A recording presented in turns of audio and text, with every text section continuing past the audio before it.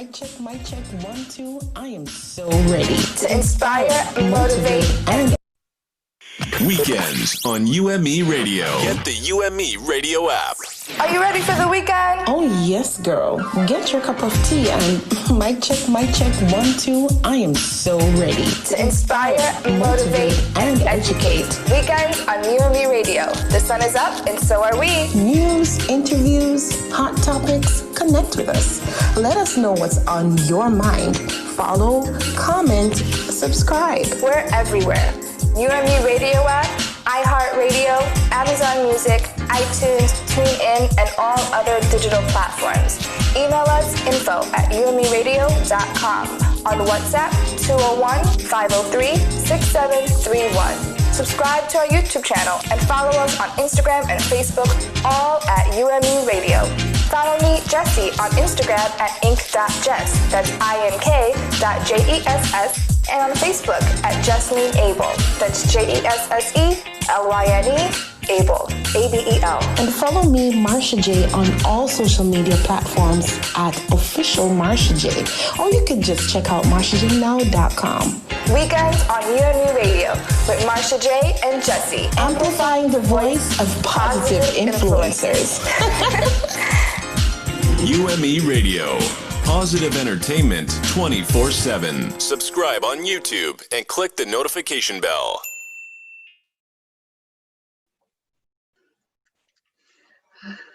Good morning. Morning, Marsha. How you doing today? It's the weekend. Yes.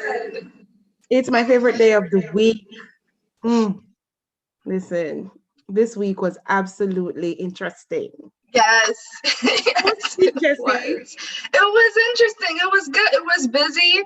It was different. In the clinic, it was pretty good. No meltdowns or anything like that. So it was good. It was chill. Nice.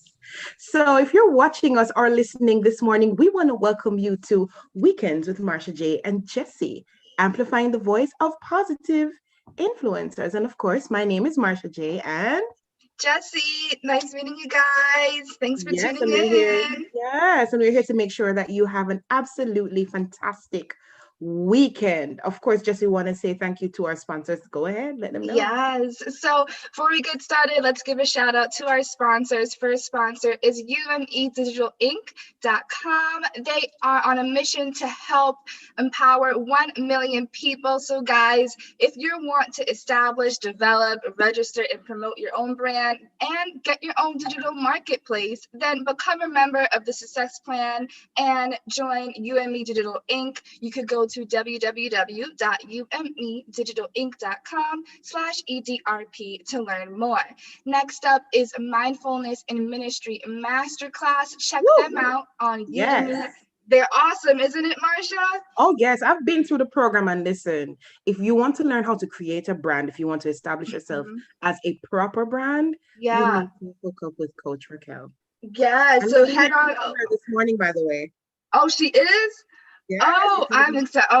That's going to be awesome. That's going to be awesome. So yeah, guys, head on over to www.mycoachministry.com and get your coaching started. Now, I know we all need empowerment, especially during this COVID time. We need to be energized. We need to have a faith-based business and just faith in our lives. So why not get connected with Business Street? And they are an awesome empowerment tool for faith-based businesses. So visit Access Business Street, that's TRI.com, to learn more. Now, Marsha, I don't know about you, but are you going out to stores a lot today? No, right? Not with this pandemic. Exactly. Do you think brick and mortar stores are like kind of just eventually going to fizzle out? Becoming an endangered species, to be honest. Exactly. So if you guys have a business and you're brick and mortar, I think you guys should also really start to have an online storefront. So why not go to Shop and Own, that's shop, the letter N, own.com, and get your online storefront today. You got to get ahead of the times, guys, and use our discount code WWMJ for items purchased. And last but not least, while we're on our own online store, why not get great online marketing, specifically on Facebook, and learn how to brand yourself, but also how to attract customers to your page, to your Facebook page. Let them comment on you, you share lives, and actually once they join that, they are able to actually earn. So they're earning and learning on how to brand themselves specifically on social media. And you Isn't could that just, awesome? yes, Wow. that is awesome. And all of that is on Boss Up with Jess. So head on over to bossupwithjess.com, and all of that information is right there. Awesome stuff. Awesome stuff. And before we continue this morning, we want to say a quick hello and shout out to those who are watching us on YouTube. Yes. And for Yes. those who are in studio with us this morning, our team, we have DJ KTE, and also we have DJ Kelly. Shout Hi, out to you DJ guys. And thank you so Kelly. much for Hi, joining DJ us this KTE. morning. And speaking of DJ Kelly, it's that time of the week again, Jesse. Oh, yes. Sure, Yes. the battle continues. We Yeah, already said this, that voting goes beyond what just happened, but there's exactly. another type of voting that is up and happening right now, Mhm. right? So we Yeah. have the battle of Jesse's playlist versus DJ Marsha J's playlist. So Jesse, what do you have this week? All right. So for this week, I kept it all just heavy gospel, just spirit All right filled. now. Yep. So this week I got Put It on the Altar by Jessica Reddy. Now, if you have not heard that song, if you are going through anything at all, even the littlest things, you have to put this song on your playlist. Okay. Mm-hmm. Next up is Leandra Johnson. I know she was on my list last week, but I just love her. I love her to death. And this song is called Hold On. Mm-hmm. And now Deliver Me by Donald Lawrence, also featuring her. This Awesome song writer. is Yeah. powerful because it goes through, we all have been in that desert where we're alone and we feel like no one's there, and we're searching for where God is. This song would take you through that. But we don't want to be there forever. You need to be happy. So let's play some Wanna Be Happy by Kirk Franklin. That's just how it is. And last but not least, I have I Am by James Fortune. And you know that God is who he is. So, yeah. Awesome stuff. And on my playlist this week, there's this absolutely fantastic song I heard, and it's called Recover by Jennifer Lewin. And I know, especially during the pandemic, we're all going through something and we desperately need to recover, whether it's personal or business or otherwise. That's a great song to listen to lift your spirits. Then, of course, I feel like it's beginning to look a lot like Christmas. So we have Winter Coffee Jazz Cafe Music on the BGM channel. And when I listened to this, I was like, yes, it's Christmas. You ready? Feeling. Yes. And then we go over to a Jamaican icon, Bob Marley, and he sings, Don't Worry About a Thing. It's every little thing. It's gonna be all right. And then we make our way over to Make a Way by Spirit of Praise. And this song has been my anthem for the entire week, at least once a day. And of course, Chandler Moore, who has his new album out, has this really cool song on his album called Not Consumed. You guys need to listen. You guys need to vote Marsha J. Yeah, I mean, no, you need to vote Jesse. Okay, we addressed this 2 weeks ago. Okay, Jesse, G, just come on, guys, come on. All right, so how do you vote? You're going to walk on over to www.umeradio.com and you're going to see a vote icon, a DJ playlist icon. You simply click on the list and then the listing will come up and then you make your selection for you know who. All right. Okay, I see. We're going to go over to our platforms just so that you can know where our program can be heard. We have UMERADIO.com. We have iHeartRadio, Amazon Music, Spotify, iTunes, TuneIn, Google Podcasts, YouTube, of course, Stitcher, and Instagram. We're simply on all platforms. Awesome. That is amazing. And while you guys, wherever you guys are tuning in from, I want you guys to know, tune in, comment, ask your questions, guys. We love hearing from you. So let's give you guys a rundown of what's going up for today. So at 8 a.m. we have morning worship. Our topic is all about productivity and compliments of a woman of God, moments of grace. Then we open up to our Inspire segment, Inspire to Inspire. At 8:15, we have our awesome guest, Sandy Hearn. She is going to talk about her moving to Japan from Jamaica. Then at 8:25, we have our awesome guests from Let's Talk Relationships radio host, Lady Misty and DJ KTE. At 8:30, we're all about the news. And we're going to talk about schools closing. We're going to talk what's going on in the Caribbean. We're going to talk about this vaccine that's going on. Yes, of course, we're going to shift right after that into our educate segment. It's important for us as people of color to be educated. Knowledge is power, and ignorance of the law, I think, is no excuse. And so we have wealth mindset, and we're going to be talking with Miss Michelle Thomas, who is a credit repair specialist. Yes. Black wellness. We're going to talk about polycystic ovarian syndrome. That's something that, I can't wait to get into this segment. And of course, college life. I don't know if Jesse's going to talk about food or decorating, but it's going to be special this morning. Yeah. Community support. We have Miss Shannon Savoy from NARC Free Living LLC. And inside our Motivate segment, Jesse. Yes, so inside of Motivate, we're going to have Mr. Trey Taylor. He's going to do all about his music. I'm so excited for when he comes on. At 10:30, we're going to head over to Travel with Roberts Travel and Tiffany Roberts. And last but not least, we have our awesome Lauren Carter, who is coming back to our show and launching her political campaign. I'm excited. Yes, I am so excited. And of course, by 10:40, we'll be able to wrap up. But we don't want to say goodbye, but we have to. And of course, we know that every weekend you can always find us right here on this station, wherever you are listening from. So the views and opinions included in this program belong to their author and their speaker and do not necessarily mirror the views and opinions of UMERADIO. Our employees are obliged not to make any defamatory clauses, infringe or authorize infringement of any legal right. Hey. And so now, Jesse, it begins. Okay. So let's open with our morning worship. We'll be right back.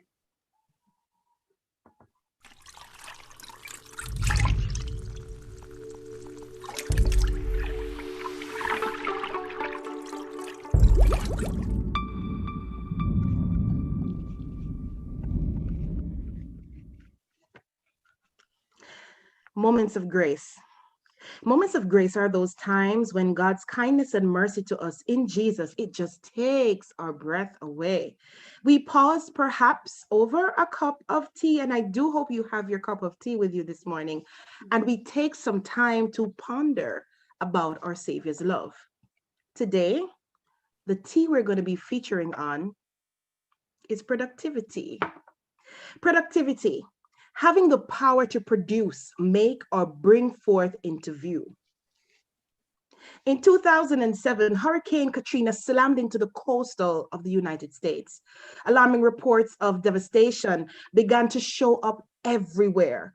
Anyone near a television set or computer screen looked in horror at distressed faces and heard anguished cries for help. Christians around the nation joined hands in prayer. What could we do to relieve the suffering and help meet the immediate needs?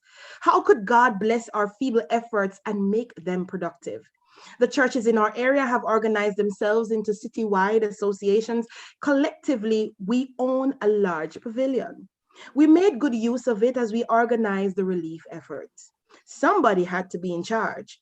So we, this is said by Julie and Diane, stepped up. We picked up the keys, swept the floor, and set up long folding tables to receive donations. We put up signs to make the sorting easier, establishing separate zones for bedding, towels, underwears, hygiene items, medications, household goods, diapers, baby formula, mops, buckets, disinfectants, and more. Even pretties to be given as birthday or special occasion gifts. What an undertaking. Donors brought literally tons of items for relief support. Committed individuals spent hours upon hours inspecting, packing, and labeling articles for transport, coordinating the volunteers, procuring the vehicles to make delivery, and establishing drop-off points in disaster areas were major undertakings. Scripture encourages us. Whatsoever thy hand findeth to do, do it with all thy might. And this is Ecclesiastes 9 and verse 10. Never had we seen these words enacted with such energy. God's people responded to the disaster with urgency and compassion. Working together, we multiplied our individual efforts many times over and over. Combining resources gives us the productivity that we need. To God be all the glory. The wisdom, strength, and endurance required for this project could have only come from Him. People's physical needs were met, and above all, Christ was honored. One person can do something, two can do more. But to make a real difference, a group of people empowered by God and working together under His blessing will experience amazing productivity. And today's text, Psalm 90 and verse 17. And let the beauty of the Lord our God be upon us, and establish thou the work of our hands upon us. Yea, the work of our hands, establish thou it. How are you being productive today? Are you only being productive for yourself? Is your productivity, does that include your neighbor or someone in a taxi? Let's pray. Father, we want to thank you so much for your amazing love and grace towards us. We thank you for the grace to wake up and your mercies that are new every morning. We're in our right minds. We have clothes, we have shoes, we have so many things that others may not be able to afford. Father, even if it's just the very breath in our bodies, we are blessed and we thank you. As we get into our program today, we pray, God, that we will not just be hearers of the word, but doers too. Help us to be in an awareness of what is happening around us, the persons whose lives we can impact. Help us not to just live for ourselves, but to be productive, community productive, and not just self-productive. Lord, we ask you to bless every single one that's a part of the team, those who will be coming in as guests, or viewers and listeners right across the world. Father, we place this program into your hands and we ask you to breathe upon it and have your own way today. In Jesus' name, amen and amen. Yes, God bless you. Now, we just want to remind you that we are inside Weekends with Marsha J and Jesse, where we amplify the voice of positive influencers. Over to you, Jesse. All right. Thank you so much for this, Marsha. Weekends on UME Radio. Get the UME Radio app. Are you ready for the weekend? Oh, yes, girl. Get your cup of tea and mic check, 1, 2. I am so ready To inspire, motivate, and educate. Weekends on UME Radio. The sun is up and so are we. News, interviews, hot topics. Connect with us. Let us know what's on your mind. Follow, comment, subscribe. We're everywhere. UME Radio app, iHeartRadio, Amazon Music, iTunes, TuneIn, and all other digital platforms. Email us info@umeradio.com. On WhatsApp, 201-503-6731. Subscribe to our YouTube channel and follow us on Instagram and Facebook, all at UME Radio. Follow me, Jesse, on Instagram at ink.jess, that's ink.jess, and on Facebook at Jesselyne Abel, that's JESSELYNE Abel, ABEL. And follow me, Marsha J, on all social media platforms at official Marsha J. Or you can just check out marshajnow.com. Weekends on UME Radio with Marsha J and Jesse. Amplifying the voice of positive influencers. UME Radio. Positive entertainment 24/7. Subscribe on YouTube and click the notification bell. All right, guys. So that opens up our segment, Aspire to Inspire. And today we have awesome guest, Sandy Herman. She is author of Journey into the Unknown, Finding the Courage to Move from Where You Are to Where God Wants You to Be. Ms. Herman, how are you today? Is she on? Let's see. Unmute Hi. my video. Hi. There you are, Miss Herman. How are you today? I am doing fine. Trying to sneak in the video here in the lobby of the hotel where I am. Oh, it's no problem. It's no problem. Thank you so much for tuning in and being a guest today. I'm so excited to have you. I'm excited to share with you as well. Awesome. So tell us a little bit about yourself. Okay, so my name is Sandy Heron and I am from Jamaica. I enjoy traveling, I enjoy writing, I enjoy meeting new people. I traveled to Japan about 3 years ago and I now work here at a public high school in Tokyo as an English teacher. Wow, that is awesome. Now, speaking of which, what led you to the decision to leave the inner city of Jamaica and go all the way to Japan? Okay, so interestingly, I had a dream that I was actually in Japan. And the dream came when I was seeking God for his purpose for my life. I was working as a paralegal in Kingston, and I felt as if my time was up at the firm where I was working.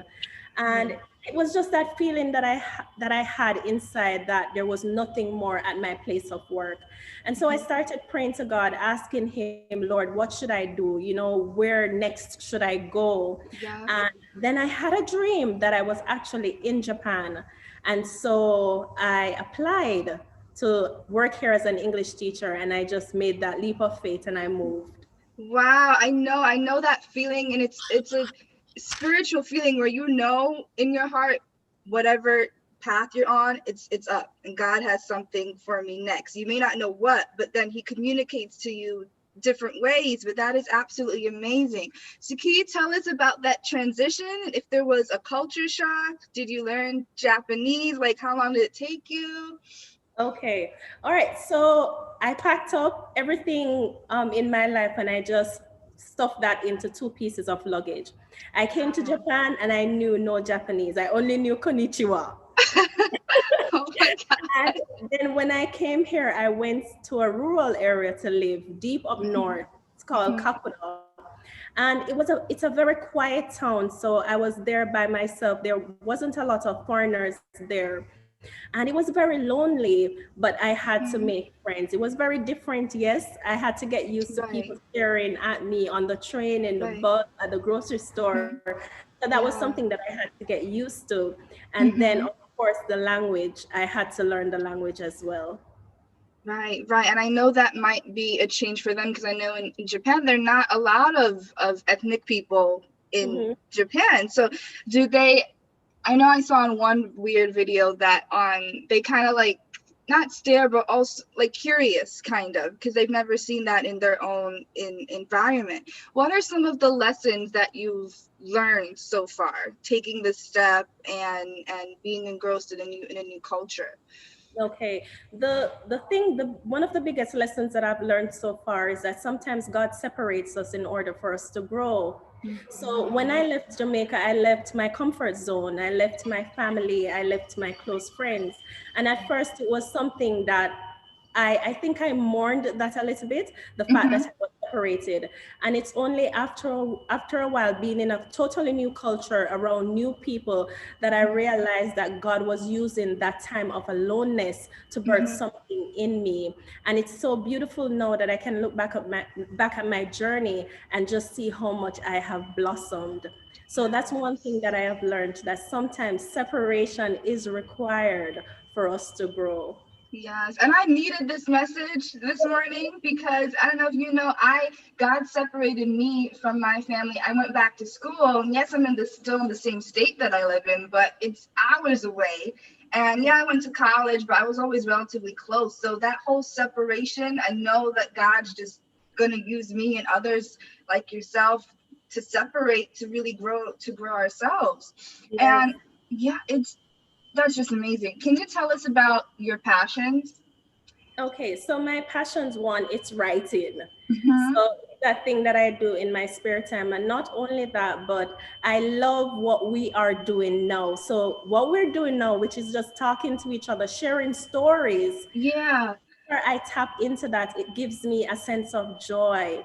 You know, it is my sweet spot. So that is certainly one of my passions. I love traveling. I love meeting new people and finding out really what makes them tick, even if they're different from me. Right. Well, for writing, how did your book process come along? Did it just flow throughout, or you had to separate it? And can you give us a little sneak peek in the book? A little sneak peek. Sure. Okay, so I brought a copy for the Oh, interview. It's it's Journey into beautiful the cover. Unknown. Thank you so much. It's Journey into the Unknown. I started writing this one before I left Jamaica. I went to a prophetic seminar and this lady was praying for me. And she said, the Lord says that there is a book that you should write. And she said, the Lord says that I should help you to birth the book. And so I started writing in Jamaica. And what I wrote in Jamaica was just everything that was going on in my life at that time. How I felt at work, the fact that I had resigned from my job, and just the turmoil that I was going through. And then I started writing. And then when I sent it to her to review, she said she needed me to include some lessons. But the lessons that I needed to include, I did not have it at the time. Now, it is this year, as I was stepping out of a train in Tokyo, I heard a still small voice say to me, you should write a book. And then I remembered that I had started writing before, and so I completed it. And the lessons that I needed to include was everything that I learned throughout the 2 years journey in Japan.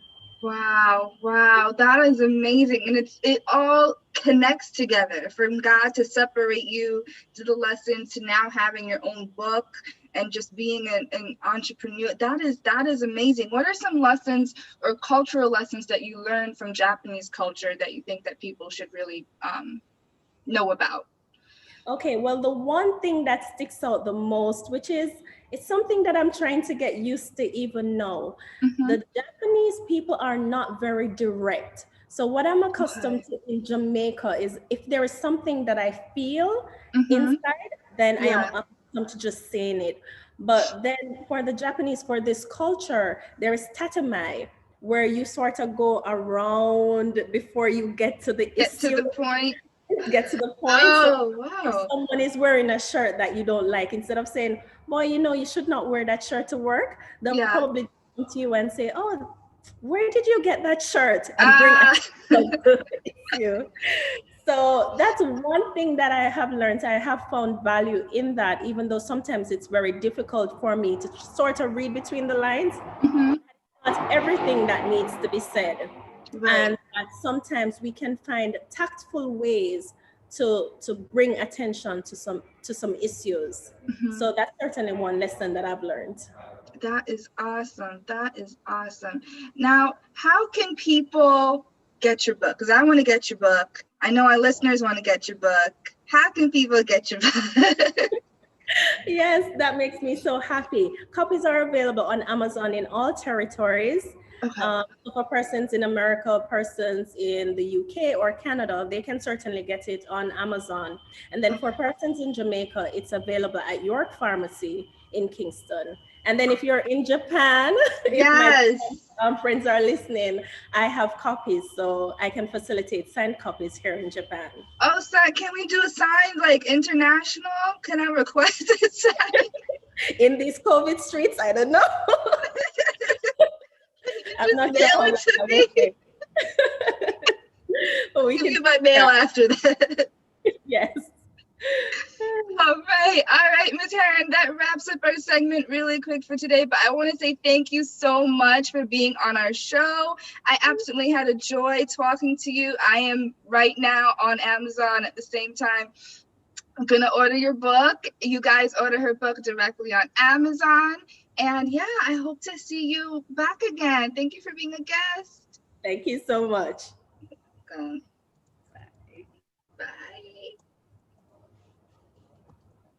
Wow, Jesse, that was an awesome interview. Very interesting interview.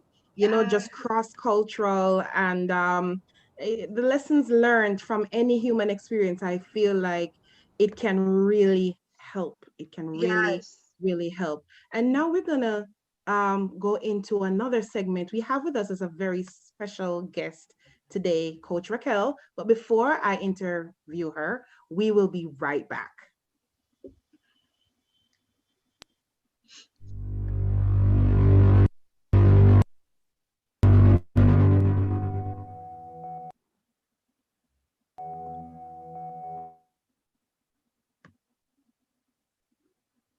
All right. Success coaching, enhancing clients' work satisfaction through the discovery of their authentic vocation, promoting a win-win balance of work and life priorities using the desired states of both individual and organization as benchmarks, working with people who are ready to build legacy and to establish a brand and own their labor. Today we have with us a very special guest, Coach Raquel from mycoachministry.com. Good morning to you. Hi, good morning. Can you hear me properly? Yes, I think, Okay. well, I can speak for myself. I can hear you. Wonderful. How are you doing, How are Marsha? you? I am fantastic. Thank you for having me. Yes, and thank you for being here. You're one of our favorite guests to have on the show. Oh, And so every time thank I know you. the studio lights up. All Well, right. thank you. Thank You're you. I'm so welcome. good. So for those who maybe be listening for the first time, who is Coach Raquel and why coaching? Okay, so my name is Raquel Reese. I am from Jamaica, and I'm fun-loving, and I'm a coach at heart. That's my purpose. That's what I was created for, to empower people. And like the guest before, when she was saying, person said things to her, the same happened to me. I remember one day I was in this, I went to get physiotherapy because I had an accident, and there was this nice Indian lady, and it was so strange to me because I've never seen them do anything like this before. And I remember she kind of scarcely like held my hand, and she was there kind of whispering, like you want to say something or do something, but you don't really want to. And Yes. she was like, you're going to empower people. And she was there talking. And I'm just the whole time rolling my eyes like, okay, can you let What my is hand she talking go? about? I'm like, let go of my hand now. And as my life continued, I just grew into this purpose. And I had other interactions with God myself. And I have gotten to the place of comfortably sitting in that title.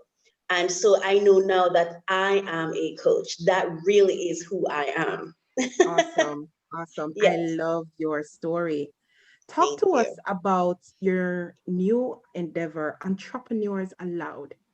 Okay, so Entrepreneurs Allowed is a project that I started recently because I'm a part of a partnership with UME Digital Media Inc., where there's a creation of a program called the Success Plan.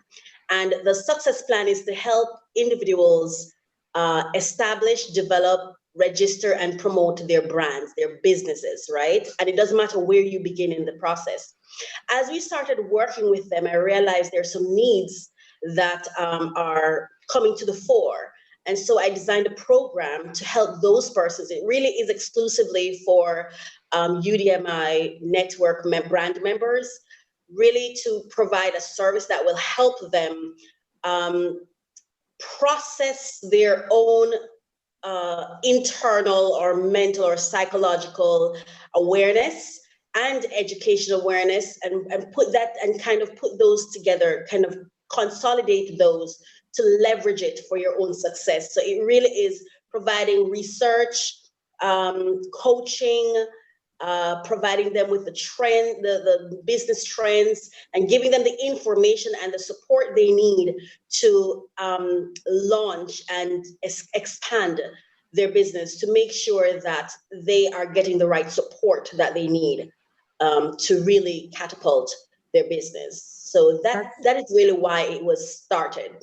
That's absolutely awesome. So not just as a coach, but as a serial entrepreneur, the serial entrepreneur that you are, can you talk to us like in probably 30 seconds about the importance of having a brand and owning it? Okay, so I've had 8 businesses throughout my lifetime, and they've all succeeded in a year, which was shocking for me. But what I learned is, whether you're an entrepreneur by default, whether you know it or you don't know it, whether you're selling your time or you're selling your skill set or you're selling your talent or you're selling your passion, you're an entrepreneur by default, whether you're hired on a long-term contract or a short-term contract. So it is behoove you to make sure that the patent belongs to you and not somebody else. Yes. Thank you so much for that, Coach Raquel. You're How can welcome. we connect with you? I know you are a part of the Brand Share program, and we know persons may be listening and say, how do I access Entrepreneurs Allowed through the network? Okay, yes, you can contact me at mycoachministry.com. But if you want to be a part of Entrepreneurs Allowed, you need to go to www.ume, that's the letter UME, digitalinc.com, and you need to find the EDRP program or the success plan. That's where you need to connect to, and you'll need to join that success plan. Become a part of one of the success plan has multiple, should I go into that? Has different brand shares in it, right? So the success plan, for example, it's like a network chain that's being created. Yes. And I think what happens is, once you join the success plan, they help you establish your own brand, and you have a choice of either starting your own brand share. That's where you create a brand that you enlist on the other people under, or you can join an existing brand share. I think you have Business Tree and Rebecca brand share, depending on what you want to do. So for example, Rebecca brand share is digital marketing, and anything around that, any business can go there. So you benefit from what Rebecca's expertise. And then you have Business Tree, that is a tool for faith-based brands to build, launch, and expand their brands. So you can join any one of those, or you can start your own. So you can connect with a company. You can speak with Keith Merritt, and then he will be able to guide you through the process. Or you can just visit the meetings. I know they have Zoom meetings all the time. So go to the website, the letter UME, digitalinc.com, and explore, and you'll be able to connect with us. Or mycoachministry.com. You can reach out to me there, or on any platform at My Coach Ministry. That's awesome. Thank you so much, Coach Raquel, for being here with us this morning. And I'm sure, especially, we know the focus of UMERADIO is to empower 1 million, and not just any 1 million. Absolutely. Specifically to our skin color. And so I'm sure that there's someone that's listening and they're motivated and inspired to take their lives to the next place. Thank you so much. And we look forward to having you again. Thank you so much for having me. Yes, take care. Okay. All right. So that was Coach Raquel from mycoachministry.com. And I do hope, or we do hope, that this was extremely educating and inspiring for you. Jesse? Yes, it really was inspiring for me, Marsha. I had a really great time. I love Coach Raquel. She's just absolutely amazing. I love her. But but let's get started. So we need to talk about what's going on in this world. Yes, but we got to introduce the news first, girl. You know that. So we will be right back.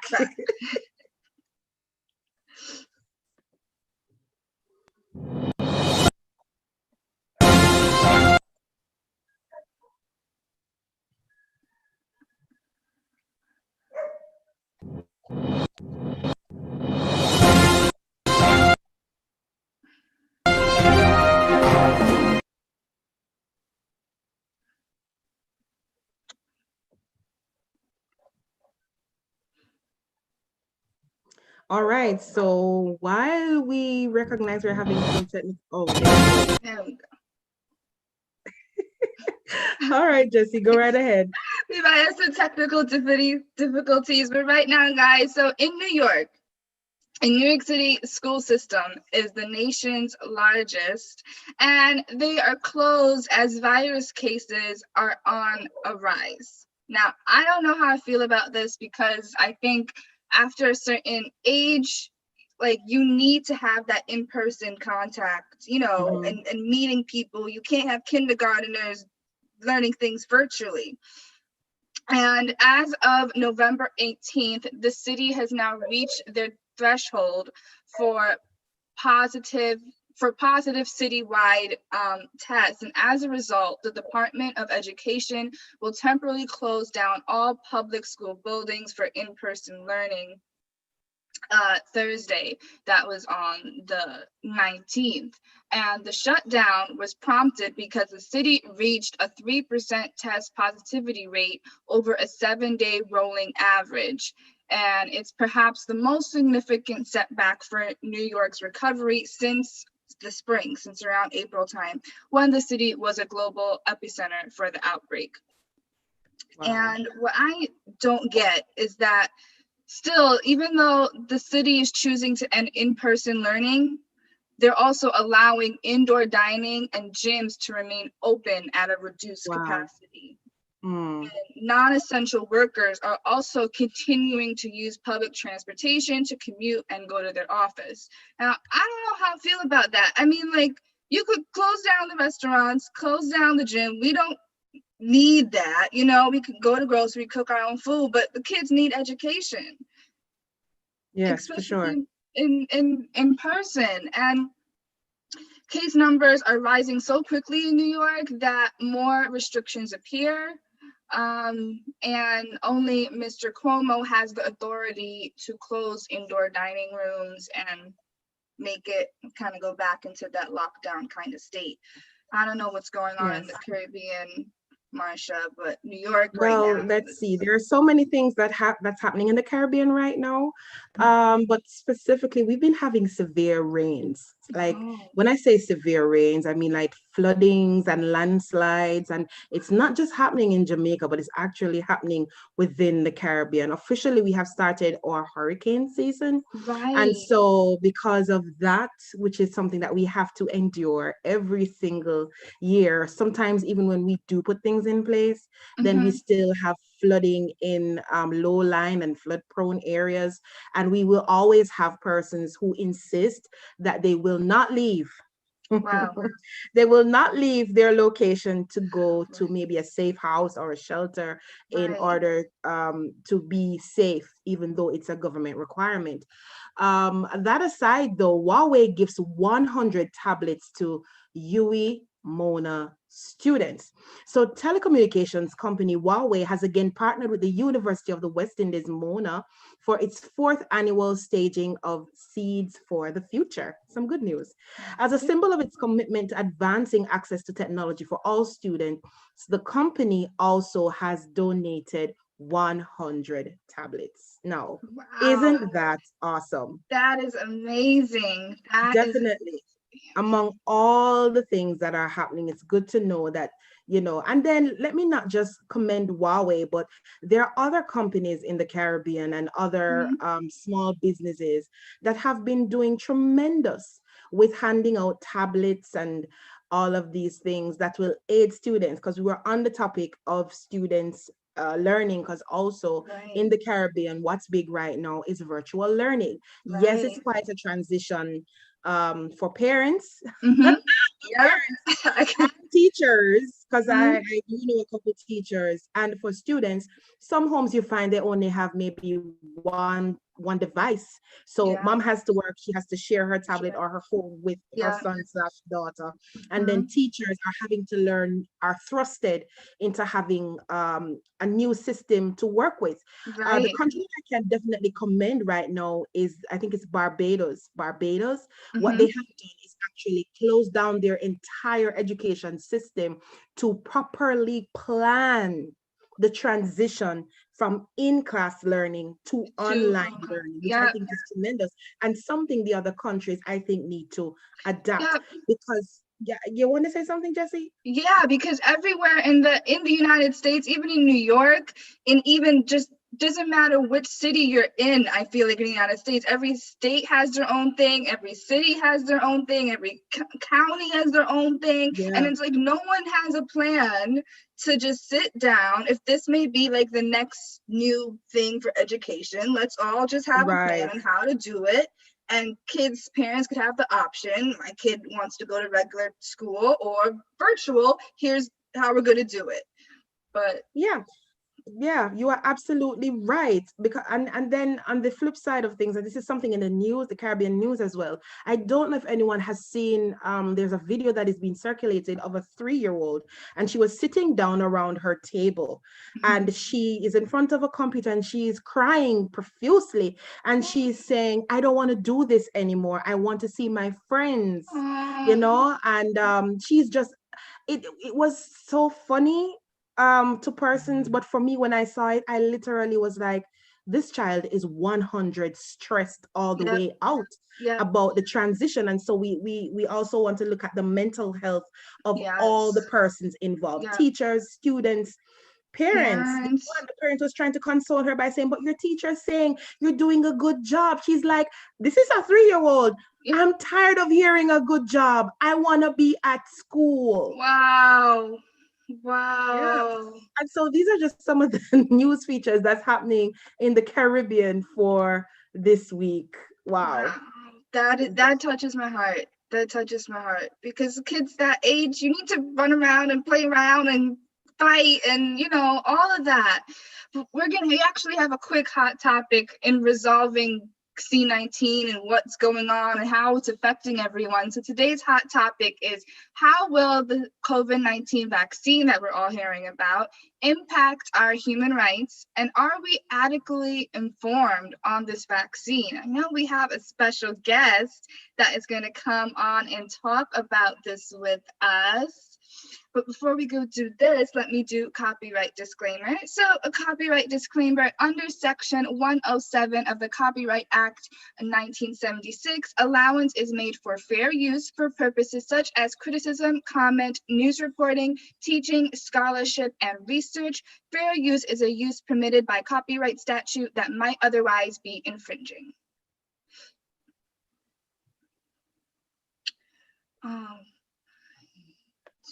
I think the news about vaccines has been good all along. So all the early studies, the phase 1 and phase 2 studies, showed good safety and good efficacy in terms of producing antibodies. Now we have data from Pfizer and Moderna saying not only do people make antibodies, but it prevents infection, and at a much higher rate than we thought. So the news is fantastic. I think we'll have approval of Pfizer or another vaccine certainly in a matter of weeks, and hopefully we can roll it out quickly to healthcare providers. As soon as we can start vaccinating groups, everyone's going to be better off. And do frontline healthcare workers, high-risk individuals, get more vaccines, get more of the public. We all want the pandemic to be over. We all want to get back to normal. Businesses, families, stop wearing masks. So the sooner we can get mass vaccination, the better. I think we'll have some of the first wave of vaccines, December, January, hopefully additional waves of vaccines, March, April, and get through this and get to the end. How will the COVID-19 vaccine impact our human rights, and are we adequately informed on this vaccine? Today we have with us a very special guest, Reverend Dr. Michelle Philpotts, who is also a registered nurse. She has a doctorate in divinity, of course, like I mentioned, registered nurse. She's an entrepreneur of the Future and Hope Home Care Agency and Stepping Out Empowerment Agency, wife and a mother. Good morning, Nurse Philpotts. How are you? Good morning. Morning, ladies. I'm well, thank you. Amidst COVID, I am well. Thank God for that. Yes. How's the weather in New York? I'm in Philadelphia, actually. You're in Philly? It's pretty cool. Yes, I'm in Philly. We're in Pennsylvania. It's pretty cool. I have my front door open, so it's not that bad. It's not that bad. It's That's not that bad. awesome. We're enjoying it. Yes. Yes, we're so happy to have you today to Thank have you. this conversation with us. And it's so necessary because I don't think perhaps the common man understands a few things about the vaccine. So let's start here. What is a vaccine? Vaccine is actually developed a serum, if you will, usually to prevent or to stop the spread of disease. If we think about back in the day, polio and tuberculosis and other things that we actually fought against, and then vaccines were developed, and we in the 21st century now can say those things are behind us. So we're hoping that for COVID also. Yes, thank you so much for giving us that information. As a medical professional, understanding vaccines, normally how long does it take to create a vaccine, generally speaking? It depends. Excuse me. It could take for a long time, for years, for many vaccines. But we must remember also that we are in a new dispensation. Technology, I mean, things are being developed literally overnight. And I know too that a lot of individuals are concerned with COVID and how quickly they are saying this vaccine will be coming out. But what I try to remember is that we have trained people who know, who research, and who are working on this overnight. And international human rights, World Health Organization really have an obligation to provide stuff like vaccines for us if like this pandemic, anything that would violate or would negatively affect the viability of our health, or viability as a whole, which COVID right now is doing. So that's awesome. Based on like the news reports and everything that's been given the information being given out about the vaccine, have you in your area heard the conversations? Do you find that persons are very concerned, they're nervous? Are they thinking things like, will this vaccine be mandatory even if I do not want to take it? That sort of conversation? Yes, a lot. Everywhere you go, in the stores, at work, people are concerned, and rightfully so. People want to have that right to choose, that right to say, listen, this is not something I want right now. But I like to say, Marsha, that an informed consumer is an educated consumer. Definitely. So we need to do our own research. Don't just, let's not just depend on the news as we hear it. Look into things for yourself. And it is said that it has been said through COVID that underlying conditions put people already at risk. So let's start taking care of self. Yeah.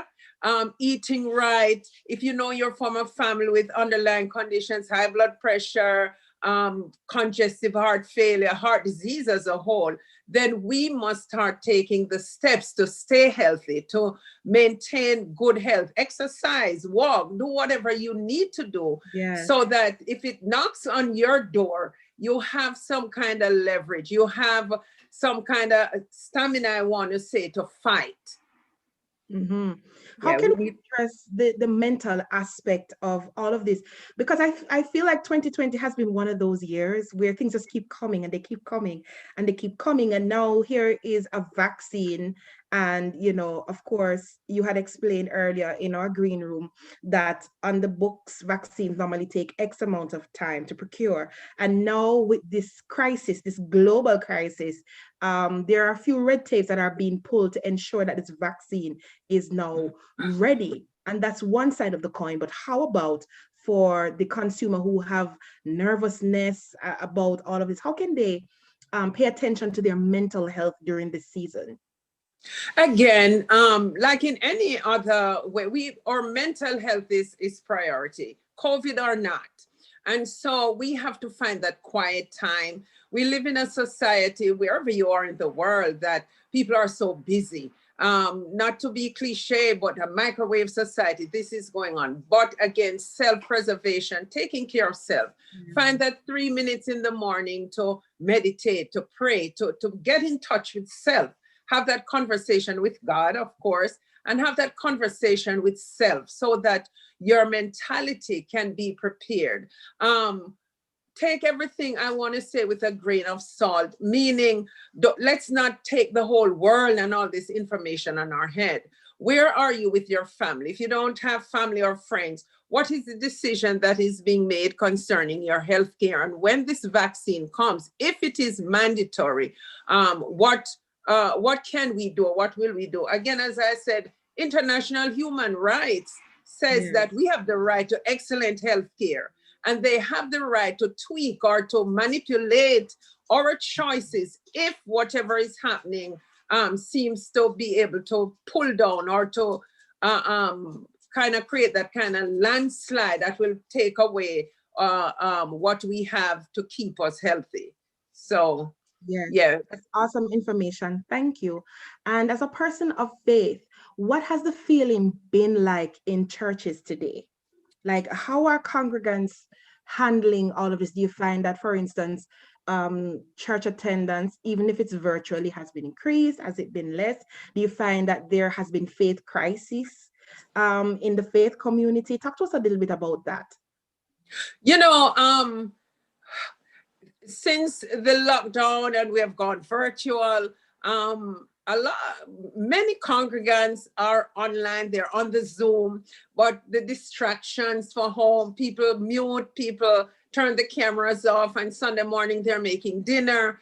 You know, that's a big cry, a far difference from being in church. And even we opened up for a while, a lot of people still weren't comfortable to come in, so they still joined from Zoom. So most churches had in-house plus the Zoom, the telephone conversations. So yes, people of faith, of course we are concerned, but what helps me is that I pray for godly wisdom, and that is to make the right decision even in difficult circumstances, and remembering who we are in Christ. That's what undergirds us as believers, that we serve a truly mighty, awesome God, that there is nothing that is too hard for him to do. So I kind of rest on that every day and encourage those in our Christian community to do the same, because whatever happens, God is in charge. Vaccine or not, COVID or not, he has to say so. And I want to take this time to also applaud you and thank you so much for the work that you are doing as an essential worker, not just a faith-based leader in your community and your surroundings. And listen, to those who are watching, reach out to these persons and let them know that they are appreciated and they are really and truly being very helpful. It was just last night, I was watching a news item somewhere in Texas where a traveling nurse was giving her account of how the experience had been, where there was a pit with only COVID-19 patients. Doctors do not go into the pit. Only the nurses were exposed and there was little or nothing being done. You know, it's very unfortunate. There are different things that are happening, but when you see, because there is fear everywhere, even in the medical field, there is fear. But for those who are really have to be standing in the ridges with the people, and you know, they have to face death and they have to face sometimes lack of resources and things like that. Listen, nurse, we thank you so much for who you are and what it is that you do. Thank you so much. And also for being with us here today on this program. We pray God's richest blessing upon you and hope to have you back. But before you go today, can you just whisper a word of prayer to, you know, on behalf of those who may still be feeling troubled and those who, you know, just want the presence of God to come in and buffer what it is that they're feeling? Amen. Father, we thank you for this day that you have made. We rejoice and we are glad in it. We thank you that above all, you're God and God all to yourself. We pray, God, in the name of Jesus, that you touch minds, that minds will be transformed, my God, that the peace of God that surpasses all understanding will guard our hearts and our minds in Christ Jesus. Father, that we will be prepared, that no matter what storm clouds may come, that you are God, are our sunshine. You will reign supreme. You reign supreme. We pray, God, that we will be rooted and grounded in you, trusting you to do exceedingly abundantly above all that we could ask or even think, just because you're God. We love you. We lift you up. We magnify you and we praise you. Thank you for today. In Jesus' name. Amen. Amen. And amen. Thank you Thank you, so much, guys. Nurse, for Thank being you. with us today. And we look forward to having you back here with us. God bless you. Have a Amen. wonderful day. And may the peace of God and the safety of the Lord be with you. Thank you so much. Bless you guys. Take care now. Take care. Bye-bye. Yes. All right. So that was Nurse Michelle Philpott. I call her Reverend Nurse. Thank her so much for being with us here today. And, you know, we really, really have to give our hats off to the essential workers and know that, you know, they're really doing an awesome job in this global crisis. I was watching a news item this week, and there's over 250,000 deaths from COVID-19 alone, and there are more. The numbers have then since increased, you know. And so while we continue to suffer, we continue to apply faith and hope to those that surround us with love and care. So we're gonna go into our segment, our Black Wellness segment. Jesse, are you there? Yes, I'm here. I'm here. All right.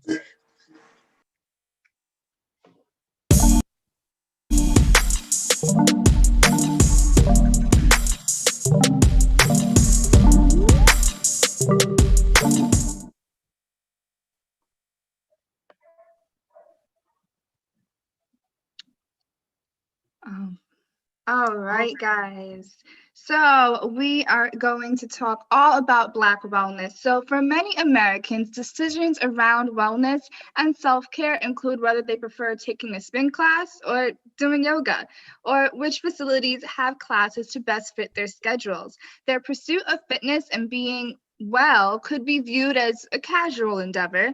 For Black people, however, choices around health and wellness are quite literally life and death. And today's topic, we are going to talk about polycystic ovarian syndrome, or PCOS for short.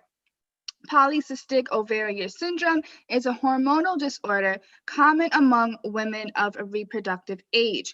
Women with PCOS may have infrequent or prolonged menstrual periods or excess male hormone androgen levels. The ovaries may develop numerous small collections of fluid, follicles, and fail to regularly release eggs. It affects 6 to 12%, as many as 5 million of U.S. women of reproductive age. And actually, we have a quick clip about that. So let's get to it.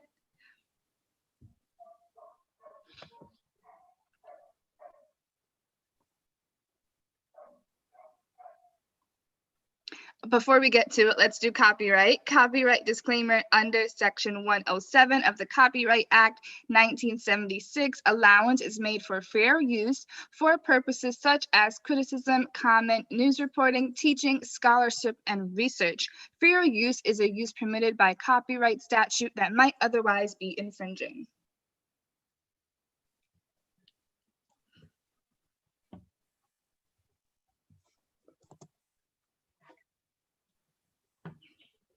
Charts. Here's how easily you can build one in ClickUp.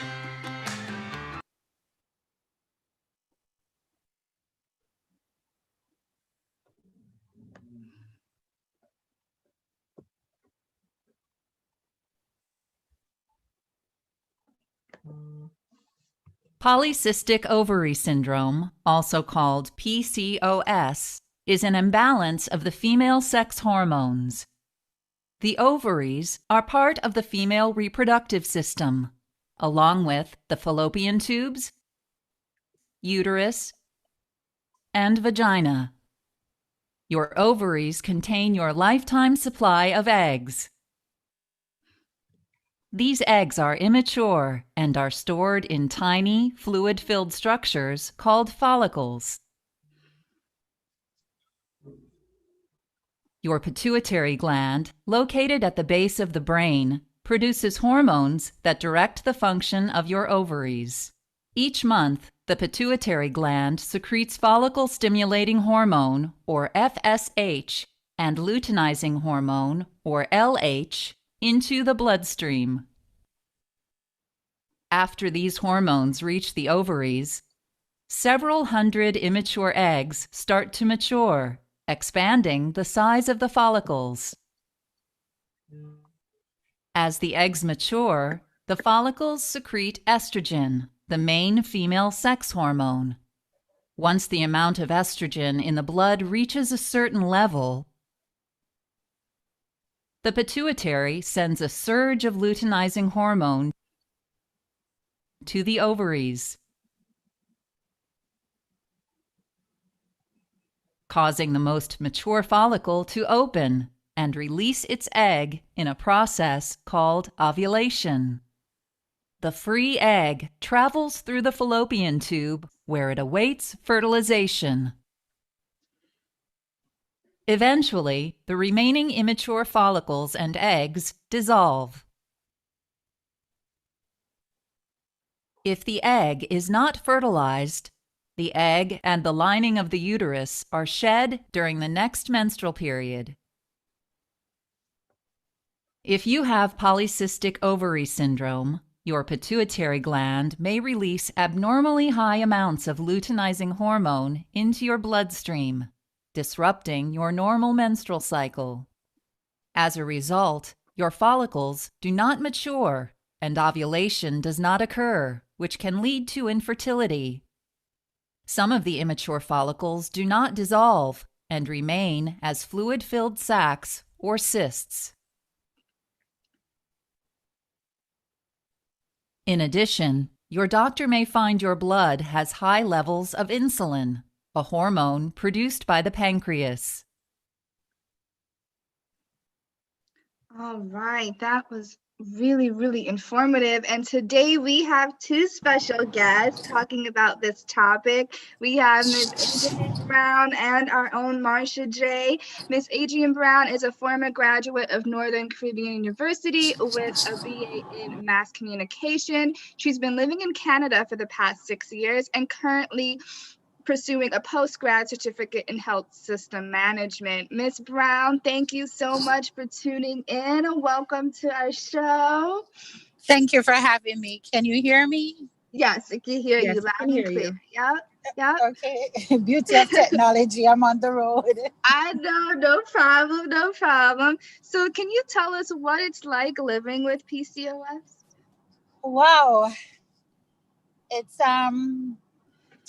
I don't even know the word to put it, but I have had this condition for what, 20 years now. I was diagnosed at 18. And it was nothing to worry about. It was just okay. But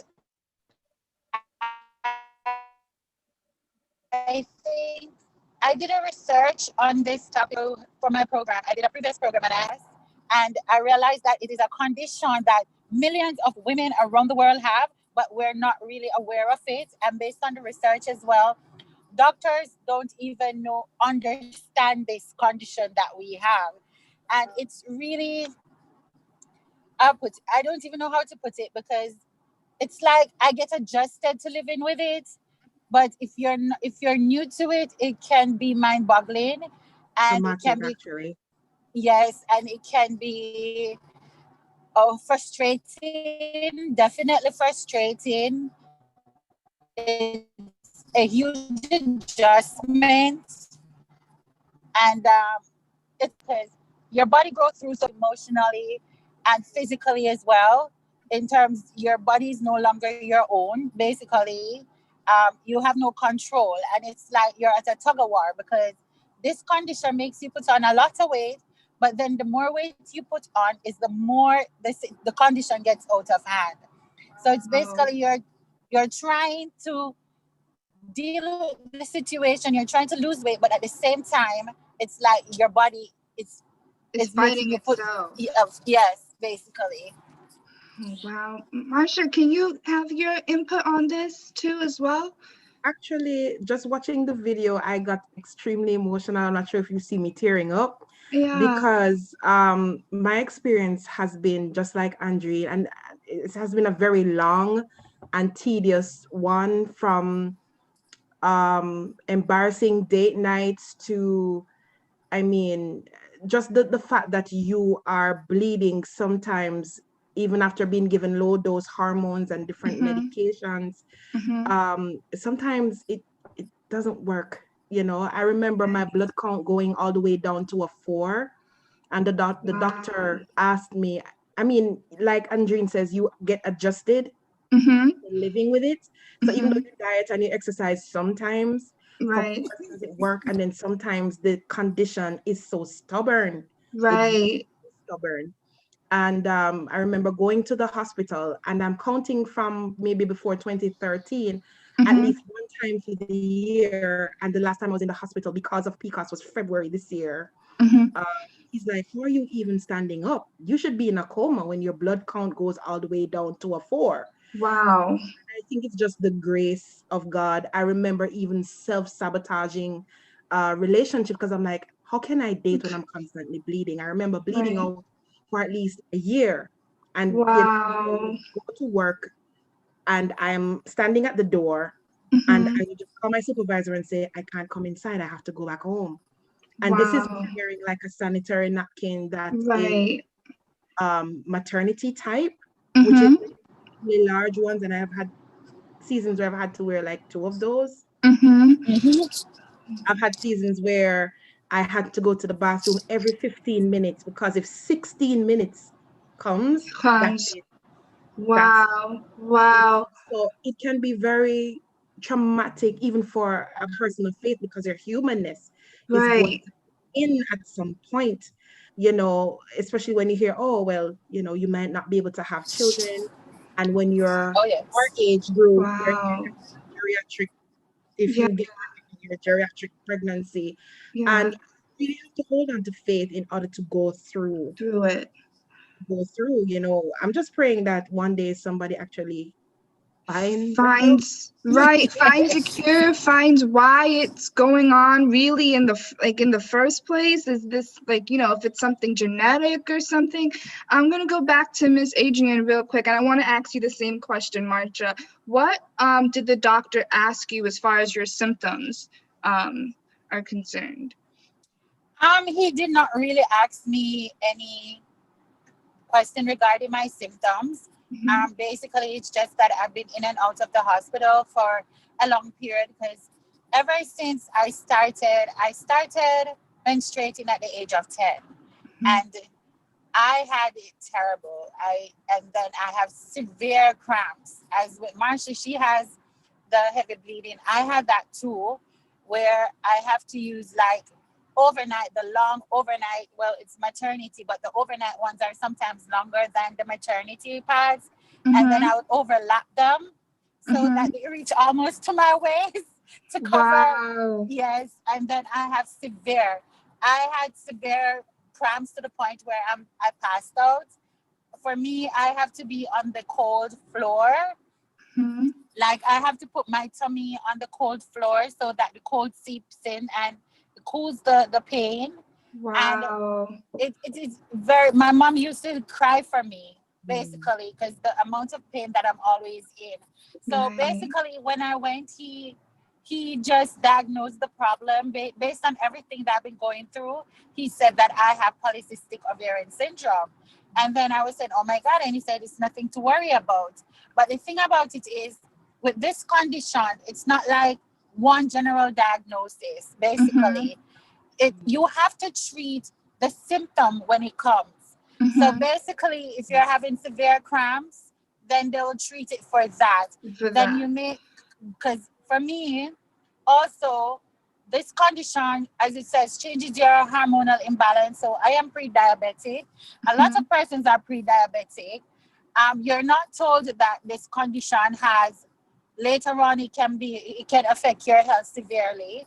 So for persons who have this condition, we're at high risk for becoming diabetics. We're at high risk for cardiac heart issues. And in addition to that, for me, I don't know about Marsha, but it makes you grow hair on your face, which is basically hairutism. So it's like, for me, every other day I have to be shaving because because the masculinity of it, where I have to be constantly having hair growing on my face. And then, so some persons I know it affects them, because I know of a friend who she has hair on her face, but it's in her chest. And with this condition, it affects everybody differently in terms of different levels. So my conditions may be similar to Marsha's, but then mine may be more severe than hers, depending. So I had to do, in 2004, I did a surgery because I had double whammy in terms of I had fibroids along with PCOS. So I was bleeding severely. So basically, I had to do, even though I did a surgery, the doctor said that it can come back, the issues can come back. And then for me, the surgery kind of taken down the pain level a bit, but I still do get it. But I still do get it, but it's not as bad as before. So even now, I don't know, maybe because I'm going up in age, it's like, and also in terms of your menstruation, some persons, for me, for some persons with PCOS, they may see their menstruation while some may not. And then when you do see it, it's for a long period. For me, my menstruation is like 8 days or more. And then sometimes in a month, you may be bleeding like 3 times, 4 times of the month, while some persons may have it for the entire month. And then, so it affects. I remember going to the gym and I was exercising. And when I went home, I started bleeding. So it affects your lifestyle. Exactly. It affects your lifestyle to a point. So whereas Marsha said that she sabotaged a lot of relationship because of this condition, it's really a terrible condition. But at the time, based on what I've read and based on the research I've done, a lot of persons don't know about it, and it's like they're now having support groups, because I went on Instagram and I saw that an awareness month in September.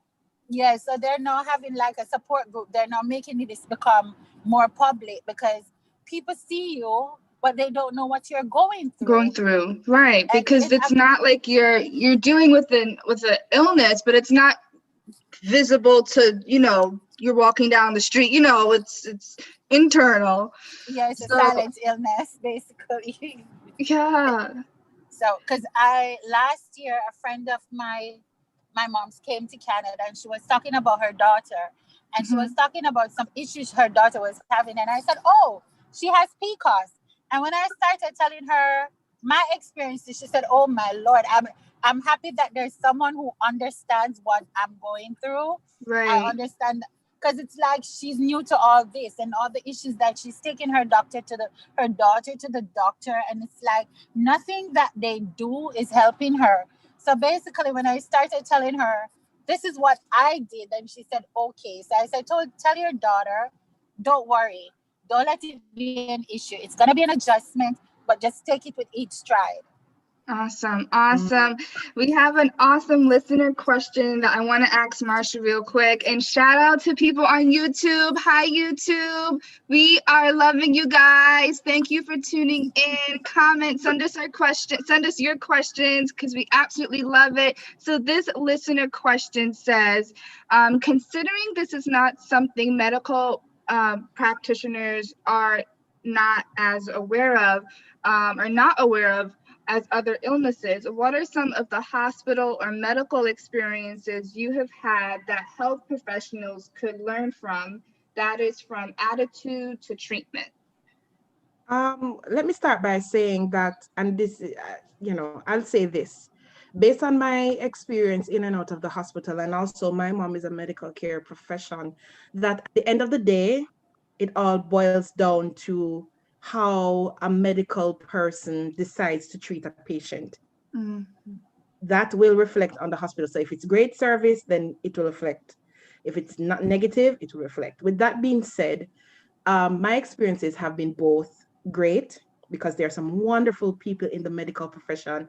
Hats off to you guys. But my last experience was not so great. So the last time I checked into the hospital, of course, you have to triage where they do the basic checks, your blood pressure and stuff like that, to see what's going on. And then I remember having to go into the ER. I mean, when the doctor saw my results, he's like, "Miss Jarrett, you're not going home tonight." And I just smiled, because in my mind, I'm saying, here we go again. But he was quite kind. I did not know what would happen after that. When I entered the ER, I also suffer from something called cold urticaria, which is the opposite of persons who have eczema. So I react to extreme cold. My blood circulation slows down, a lot of concern. So I can't leave the ER. It's extremely cold. I'm wearing sweaters and pants and all of these things, because I know the drill. Right. But somehow it gets colder, and I am not feeling that great. And I'm sitting in a wheelchair. I can't move the wheelchair. So I attempt to get up to go to the front desk to say to the nurse, how soon can someone see me? Because I'm starting to feel like I'm going to pass out. Wow. And by the time I finished that sentence, I just felt myself going down. And the last thing I heard before I blacked out, the nurse says, "It's okay, let her fall." And right before I blacked out, I remember thinking, oh my goodness, what is going to happen to me, right? My mom says that her account is that after that happened, they were calling for the porter to come to assist me to maybe go on a bed or something. And of course, the facility where I was, they were short on beds, short on everything. So the porter looks at her and says, for the sake of those who are listening internationally, pretty much to translate it, if we try to lift her up, it's going to hurt our back. This is a patient that is bleeding, passed out because of a condition. Okay, so, I came to, they did what they were supposed to do, and now I'm on the ward. Now that I'm on the ward, beds are short, right? Of course, I have to be transfused. And the protocol is you can't transfuse a person sitting in a chair. They have to be on a bed. There are no beds available. And so I spent 2 nights sitting on a chair. Oh my gosh. Sitting on a chair, because of course they're going to give priority to persons who have worse scenarios, right? And I'm in the hospital. I am crying because I'm like, God, what is this? The hospital is a place that you want to go to receive care and all of that. And I even said to the doctor that saw me, I said, my church is just half a mile down the road. Can I at least go there so I can get right? Your body is that the more tired you are, is the heavier the bleeding gets. Wow. And they're like, no, you can't leave the hospital because protocol would dictate that, you have to be observed based on the fact that you're a 4 in terms of anything can happen to you and we won't be there. And if that wasn't bad enough, I had no idea that I had developed asthma. So I can't. Your respiratory system is just crazy. And I didn't even know because my blood count is so low, so there's no oxygen. Right. And it was horrible. That's just the only way I can describe it. you know, I don't know if Andrine has ever had that situation where she is, but my situation was just, it was not human. Right. No, and I work as a healthcare professional. I'm sorry, I'm tearing up right now because that's just, that's not healthcare professional aside. That's just not human decency. Like that's just. Yeah, I want to give a quick shout out to the team here at UMERADIO, like Coach Raquel and so on, that kept checking on me and other friends and family. Mhm. It helped to keep my sanity. Yeah. There's only so much I think a human form can deal with at a time. Mhm. You having to deal with the illness and then having the service delivery of the Mhm. institution be assisting you and Mhm. things like that.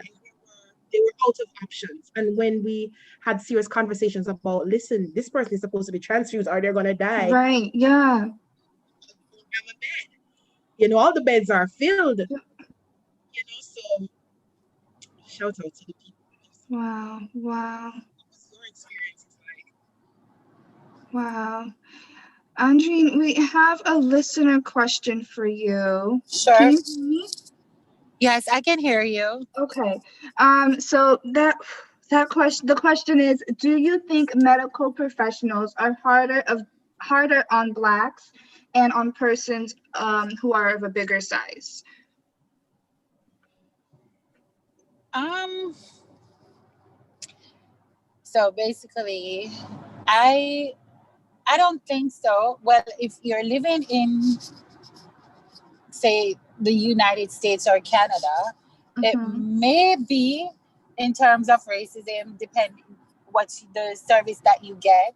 But sometimes you're lucky to get good doctors. But for me, most of my experience with PCOS was in Jamaica. So um, I would I wouldn't say that's the case. And I've never really had an experience like Marsha's in terms of the hospital. I have never really been hospitalized for this issue.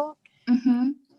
So I cannot say from that point of view, but I know that with my issue, I keep going to the doctors because, as I said, with this condition, you cannot treat, there is not a one general diagnosis. So you have to treat the issue when it arises. At So hand. if you have severe bleeding, then they're going to treat you for severe bleeding. Right. If you're showing signs of pre-diabetic, then they're going to Symptomatic treatment, yeah. they're going to Right. get treatment for that. For me, when I was going through shout out, my doctor was, I had several doctors. Between Dr. Chapman in Hanover, I had a doctor in Kingston. I'm sorry, when I was living in Kingston, I don't remember their name. But I also, but the person who did deal with the situation for me was Dr. Nepal in Savlamar in Westmoreland. So he was the one who I went to and he did the surgery for me. Yeah. So because he did all the intensive tests to let me know that this is the situation and they needed, because I'm young, and then being that I had fibroids and they were pressing down on my ovaries. So I Wow. was in more pain. So at the time he said, this is what they're gonna do. So they did a laparoscopy and took out the cyst as well as they removed the fibroids for me. Wow. But I had pains. My condition was more pain than bleeding. I do have severe bleeding, but I didn't have it to the point where I had to get transfusion. But Okay. mine was the pain. It was unbearable. I couldn't bear it at all. So they had to do something to ease the pain. And because this condition is, like, as I said, not a lot based on the research that I've done, because in the research it was saying that over 5 million women in the United States alone has the condition, and plus there are many million women worldwide who does have it, but it's not a condition that is out there like diabetic and No. cancer. Right. Right. It is a silent issue. A Yeah. lot of women have it and they still don't know what they have, because all they're seeing is getting, all persons are seeing is them putting on the weight, Right. or the excessive weight, because Excessive some hair. women, the excessive weight Mhm. around the tummy area especially, Right. because it makes your tummy big, and then persons may think, oh, you eat too much, so that is why you have on that weight or something else, but they wouldn't know that it's a condition that is affecting you. Right. Plus Can your we mood talk swing. about that? And Yeah. can we talk about the discrimination that comes with people just looking at us, Assuming.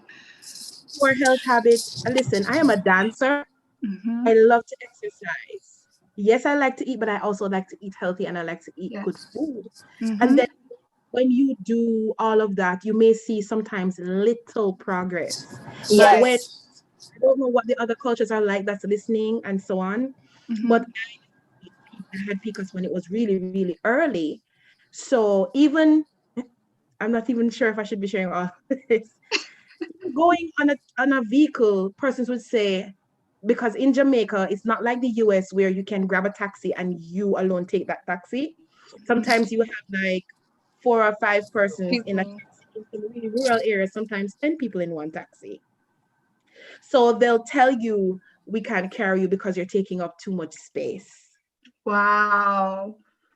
And or for a person who is probably unmarried and don't have any children, they start to think, so in the Jamaican colloquial term, hey, mommy, do you need a taxi? Mm. You know, and it doesn't number on your mental process. Mm-hmm. You know, I don't know if it is even because even if people don't say something, it's in the stare. You know, Yeah. it's look at you or particular way, Yeah. like, you know, or they can be, or maybe they don't have the vocabulary to have the kind of conversation that would make it come off as kindness. Yeah. That's why you're not married. Because you don't know that, wait, I've had this conversation. And those are some serious conversations because I'm like, you don't even know anything about me. Why are you telling me that I'm not in a relationship because I have on all this weight? What? Yes. You know, so people can be real insensitive about something that they know nothing about.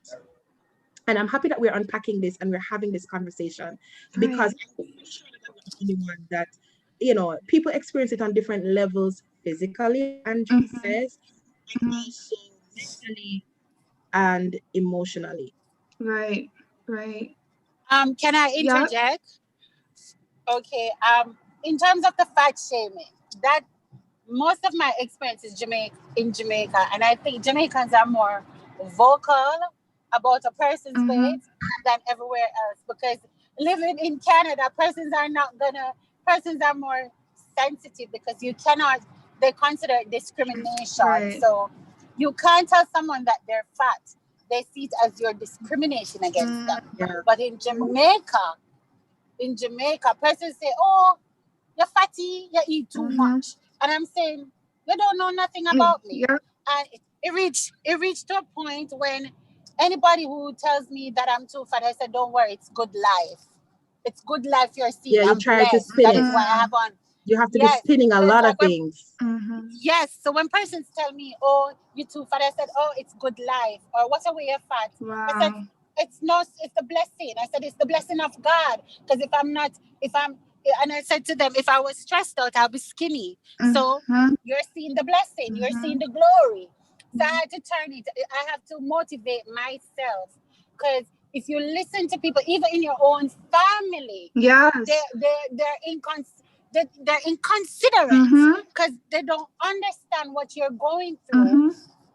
and they will never understand Yeah. what you're going Yeah. through. Yeah. So I know I have persons in my family who tell me you're fat, and then it's like when I do call Jamaica sometimes, and it's like I have a person who I love dearly to my heart, but Mm-hmm. every time she asks me, "So you put on more weight?" And I said, "Yes, I put on more weight," but Mm. I know what I'm going Going through. through. Yeah. So you're not understanding. So I just laugh it off because Yeah. you know what? This is a health condition that Yeah.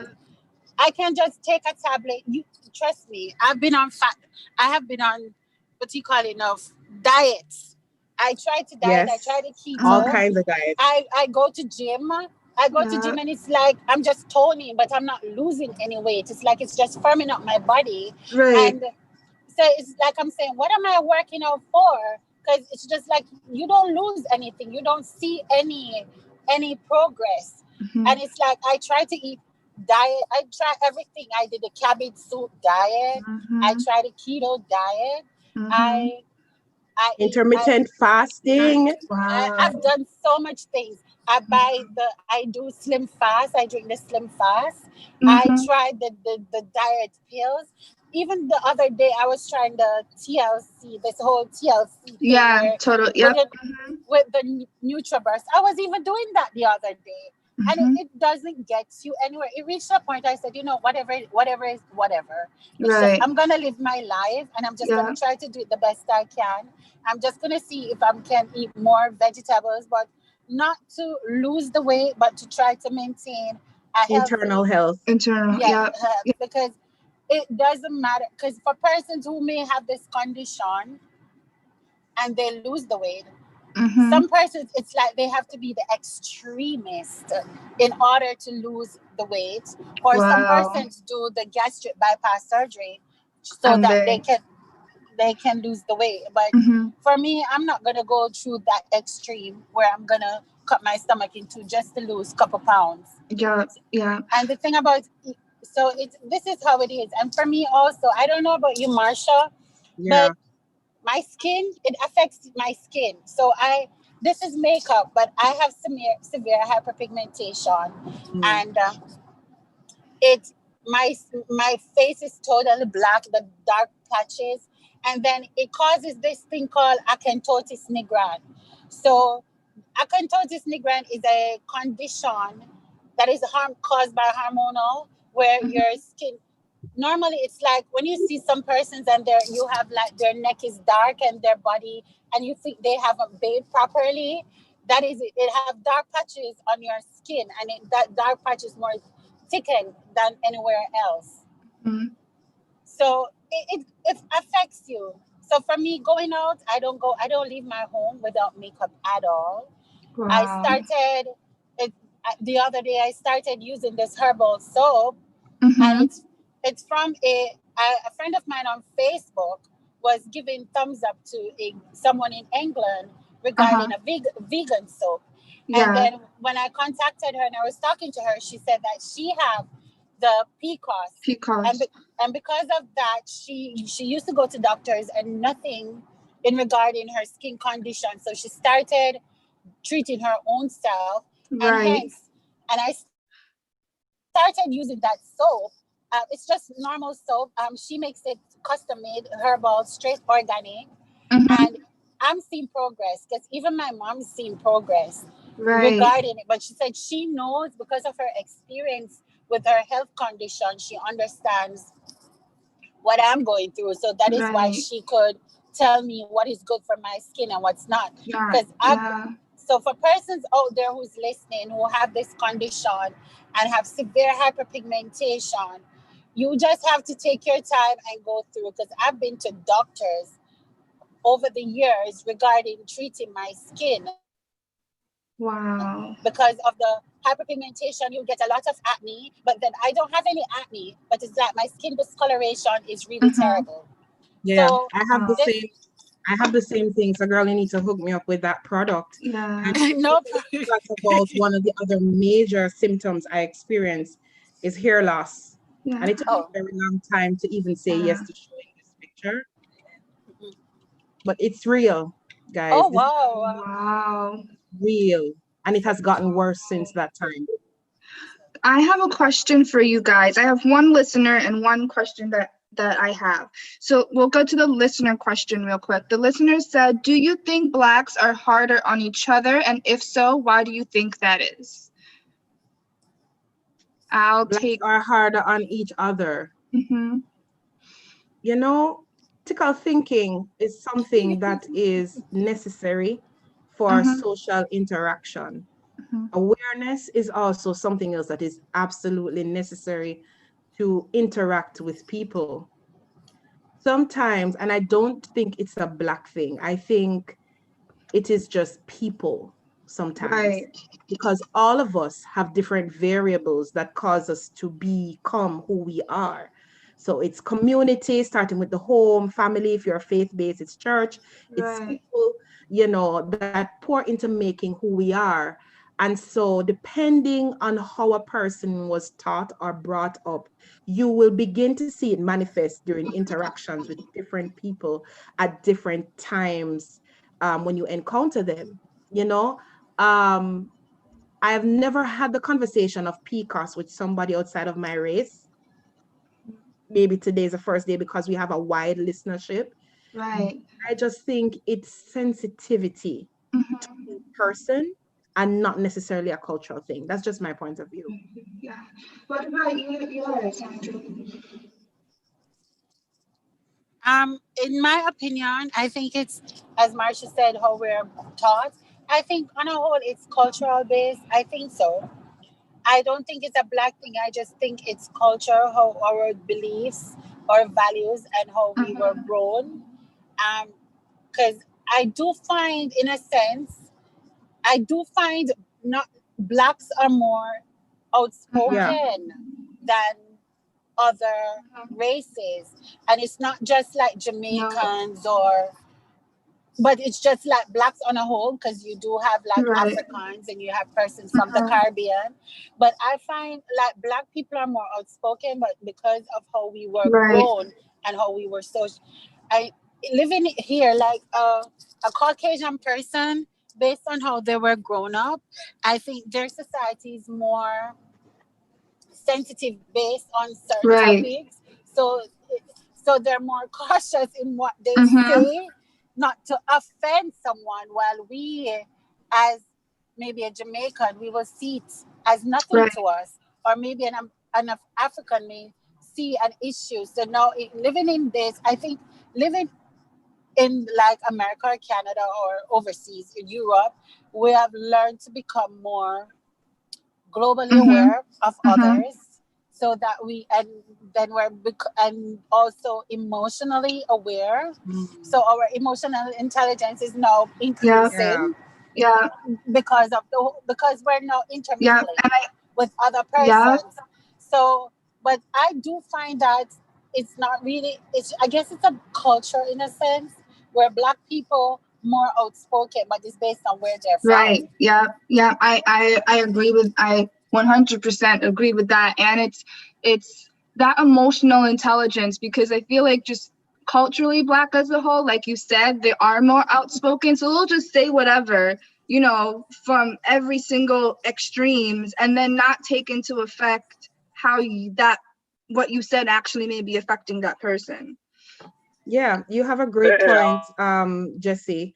And I'm seeing a listener comment here that's saying they're kinder to whites. The truth is, two blacks in a room, maybe you don't really see the difference. When you do see the difference, perhaps, is if there was a person of a lighter skin color. I was saying to someone just last week that even for Jamaica being a tropical paradise, and I have had to go to many conferences with my mom, who is a nurse, and I realized that if I spoke Jamaican, I don't get attention. But once I start to throw a little accent in there and they think I'm not from Jamaica, then the service is different. It even happened to me.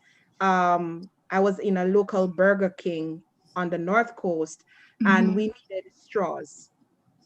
They told us that they had no straws. Right. So I was like, okay, but in my awareness, I started to glance around on the counter, because there is a underside to the counter that I could see from where I was standing, and I saw the straws. And then I just took a breath, and then there was a white person that came back after getting their meal to say, hey, I don't have any straws, and I see the straws come out quickly. Right there. Wow. So in that sense, if there is a dark skin and a light skin, you see it. But if there's two dark skin, you may not see it. You don't see it. Yep. Yep. And with the whole cultural where I experienced a lot, we could talk about this forever, but one time I had a patient who was Caucasian, and I was working up the patient, and he asked me where I'm from.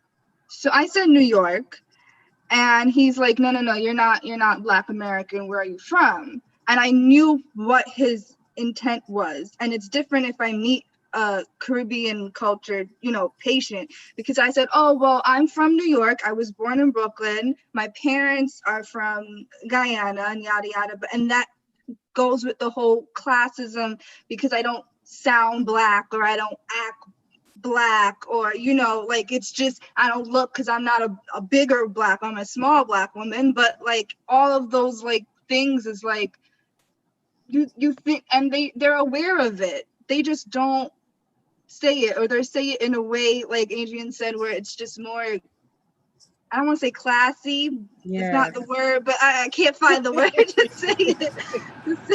But it's that. And another listener question says, how does this classism or racism show up in healthcare? Oh, I could talk about that for go on forever. I mean, I can say personally, there was one time when I was also working up a patient. I was front desk, and I don't do front desk, but I happened to do that for that day. And Caucasian person came in, and I was talking to her, introduction, nice and stuff like that. And she goes, oh, you're very nice and sweet for a Black girl. I was at my place of employment. This also happened to our own receptionist, who, like, she stepped away at the time, so I was like just filling in. And she came in, she's like, said the same thing. She's like, you're very nice for a Black girl. Didn't expect that. I've got in healthcare when I show up, because my name's fully Jesseline, so it doesn't sound like a typical Black name or whatever. So they look at my resume, okay, we'll let her in. They see me, and they just do wait a minute. All those qualifications. Yes, it's me that has all those qualifications now. For the job. Like, it's just, how do you guys have you experienced that? In Canada, it's more, racism is a bit more subtle, especially where I live. I live in London, Ontario. So I'm not in Toronto, where it's more, there's a diverse mix. In London, I was working at the university, and persons will come in and they just turn their heads. They don't say good morning. They don't say anything. They just turn their heads away and move past you. If they need something, that's when they come and acknowledge you. So it's basically subtle. If you're on the road, persons, and you're approaching someone, some persons may smile and say hello, while others just turn their head to the sidewalk and just move on. So it's not like blatantly out there. So to me, sometimes it's like I've become immune to it, in a sense, where I believe that if you don't step into my space, then fine. I don't see you, you don't see me. But if you approach me directly, then I'm going to say something. Yeah. Okay. Continue. And then. No, I was saying, I was once also, when I was at the university, it was winter, and a gentleman came in and he left his gloves, and I was at the desk. And then he came back and he was saying, oh, I hope you weren't thinking of taking it now. But before I could respond, he had left, and I just shake my head and just forget about it. So it's like, in his head, he's thinking, because I'm Black, I'm gonna want your cast offs. Yeah. But I just leave it alone. Yeah. I have one last question to bring it back to PCOS. What are some symptoms that you, like, for little girls that are probably just menstruating, for signs and symptoms that you could look back on to say, I went through this and this and this, they should probably go to a doctor to get checked out? I'll answer. For me, it was the heavy bleeding and the constant pain, because that's just it at that time when you're just starting, right? Puberty. Right. I had, from the get-go, my period was heavy. I had a lot of, sorry for those who are listening who are males, but I had a lot of clotting. So I had some big chunks of clots for a 11, 10-year-old, and heavy. I messed up at school. I mean, end up messing up myself. So in all that time, it was mostly the level, the severity of your menstruation in the early parts. Right. Because that is basically all it's going to be. Because you're not going to see the masculine hair coming up yet, and you're not going to get the facial, your acne, depending. Because for me, the levels, my hyperpigmentation started when I started NCU at 18. And I started having those little dark spots. So for women who are listening, be careful, because when you start having those dark spots on your cheek and you start using, say, bleaching cream, it can damage your skin.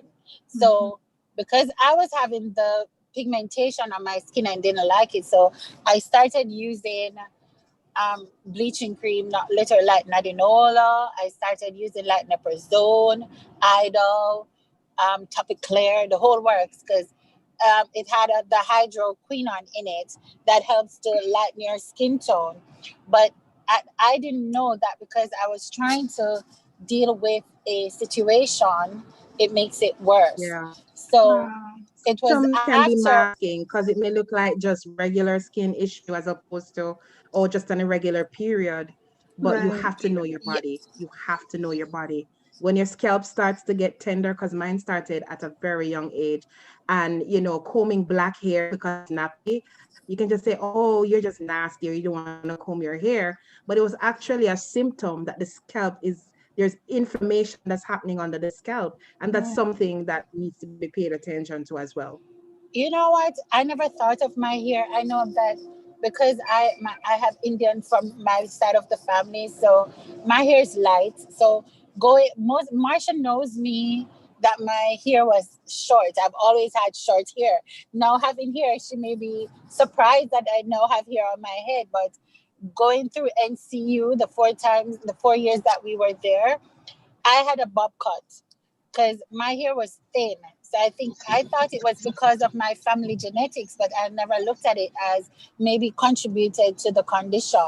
A precursing factor. Yeah, I never realized. I didn't even think of it. I know that even though I have in braids now, but when I take them out, it's like my hair strips. So it's like it sheds. So I can't keep hair long because it thins. So maybe my situation contributes to it because of the PCOS, but I can't say because I've never had any hair loss pertaining to how you have it, Marshall. Wow.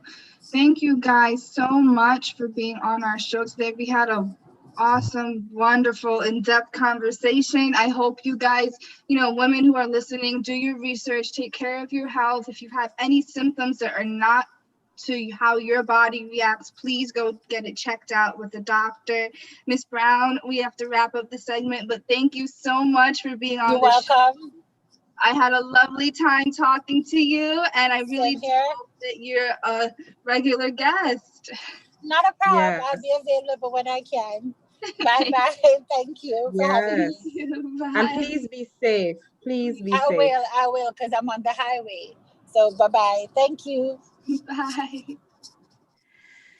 Wow, Jesse, that was a very deep, inspiring segment. Wow, yes, it was. Yes, and we really hope that it really helped someone, because support is extremely important when you have medical illnesses. Yeah. So Champions for the Kingdom, where we celebrate Black creatives and give them a voice to share their gifts with the world.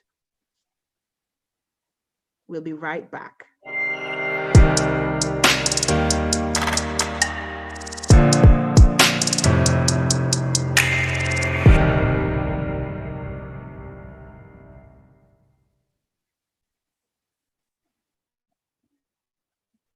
Today we have with us a very special guest, Mr. Trig Taylor. Now, Trig Taylor is a gospel recording artist, worship leader, musician, and producer. His purpose, or his theme, is Purpose Can't Die. And I'll repeat that again.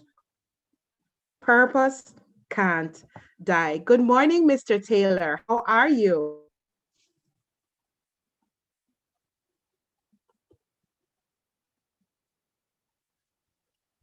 Can you hear us? Oh, I think you need to be unmuted. You hearing me? Yes. Good morning. How are you? I'm doing fine. That's awesome. It's such a pleasure to have you here on our program this morning, Champions for the Kingdom. And I do think, based on your life story, that you are a true champion and you have a lot of tenacity and a lot of grit. Welcome to the program this morning. Thank you for having me. Thank you for having me. Awesome. I want to start by asking this question, Trig. Who is Trig Taylor? Then and now. Man, then Trey Taylor was just a nobody trying to tell somebody about a great man. But now he's still a nobody trying to tell somebody about a great man. But I'm a worship leader. Once you mention music, that's just me. So my whole life is music, and everything that I do comes under music and it comes through music. So basically, I'm a worship leader, a gospel recording artist, a producer, a social media consultant, photographer, videographer, anything, website designer, yes. You are multifaceted and multi-skilled. And I know you're trying to be humble by saying that you're a nobody, but let me correct you. You are a very dynamic human being and you are very blessed. And we're so happy to have you on here today. Tell us about the scope of age ranges that you have worked with over time. The scope of? Age ranges that you've worked with over time. Well, I've worked with typical almost from two going up a while. I work with everybody. So I work from with children all the way up to adults. All the way up. So yes, it's a wide, very wide. Yes, I know you've had several testimonies in your life. I want to know from you, what are some of the lessons that you have learned from living? Well, one of the things that I've learned and most strongly to me is basically is to, when life gives you lemons, to turn to the lemonade. You have, we as Christians and as persons that are good at something that we were blessed with, a gift or a talent, we have to learn to press on and learn how to be productive. Learn how, a lot of persons have gift, and trust me, they have gift, but getting the gift out there and is just not, they don't have that part. So what I've learned is that use whatever you can do, use it to the best of your ability. And don't look at persons having which is greater stuff or reaching far, because they all started where you are going to start. So don't look at that.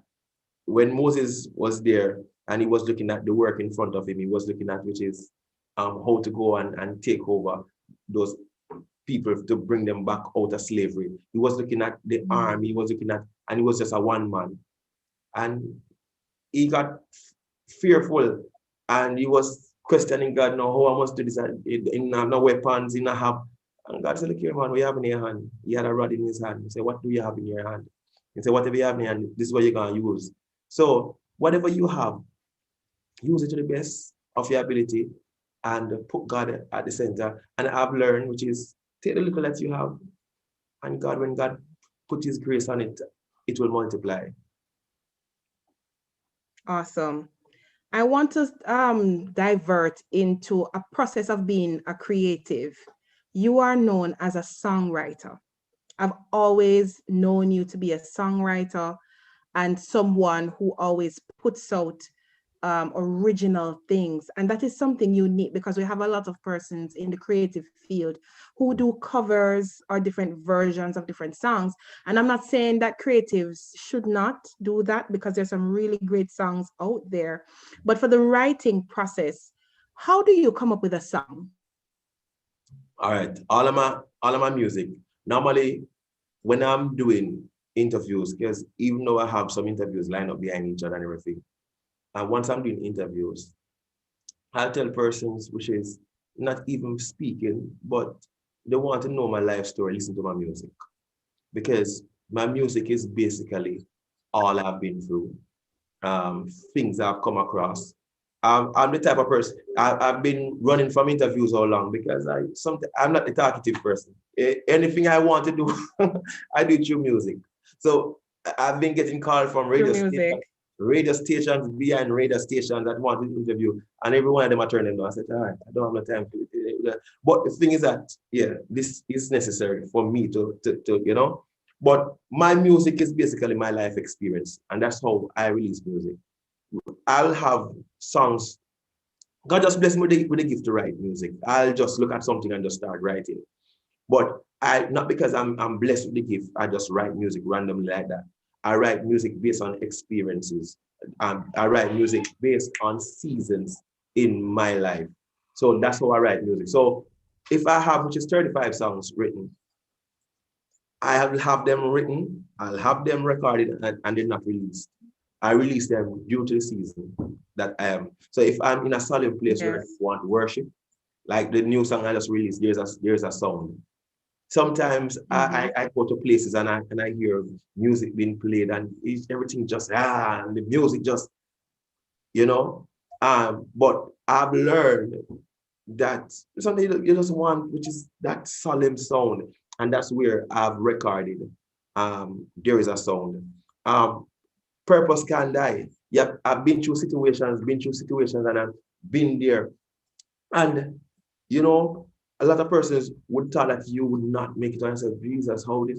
And that's where Purpose Can't Die came in, which is my motto song. And persons want to know everything. They listen to that song and they get the whole message from the song. So all these, I am grateful. Sometimes we are there and we are, murmuring what we have gone through, whatever. But sometimes when you look at other persons and see what they have and what I have, that's how I Am Grateful came about. So all these songs, it depends on the season in my life. I just don't release songs like that. So guess what? If I go out the road tomorrow and you say something to me, look for a song tomorrow. If a song the next day, it's going to release and it's going to speak to you. So that's how I release music. Due to awesome. I have a listener question here, and it says, what should come first in songwriting, the melody or the lyrics? Which one is easier? Depending on the type of writer that you are. There's no set way. Everybody does things differently. Like for me, I'm a musician. So therefore, I start to play the music. The melody. And then therefore, not even the melody, the music, I just start to play the music and the music just so nice. And by playing the music now, then I put a melody to it. So for me, the music comes first. And then afterward, the melody along with the music. And then afterwards, then the words come in. So, wow. and sometimes you have an experience where you have a word. And then you have to put the word first and then put the music to it and then add the melody along with it. So there's no set way. It depends on what mood or it depends on how you write, your writing skills. Yes. Okay. I want to ask this question as well. You are also a music teacher.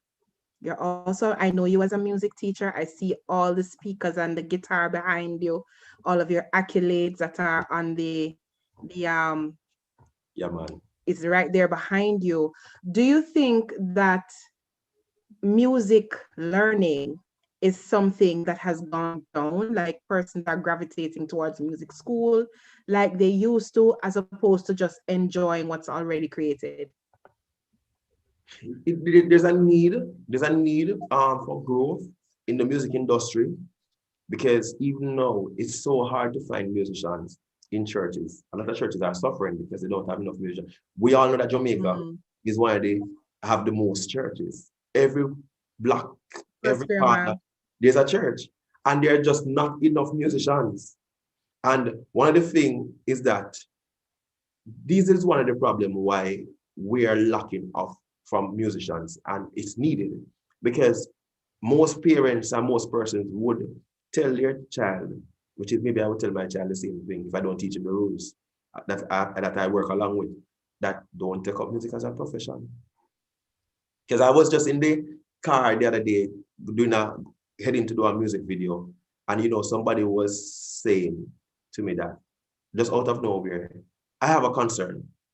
I watch your videos, I watch everything, I listen to your music and whatever, and I do not believe that musicians should be paid in church. I do not believe that musicians should be paid in church.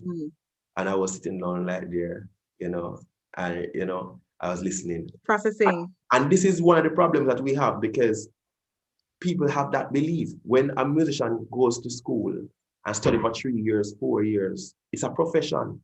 They come back now, which is to feed their family, to make a living, but you have persons with the belief that musicians should not be paid.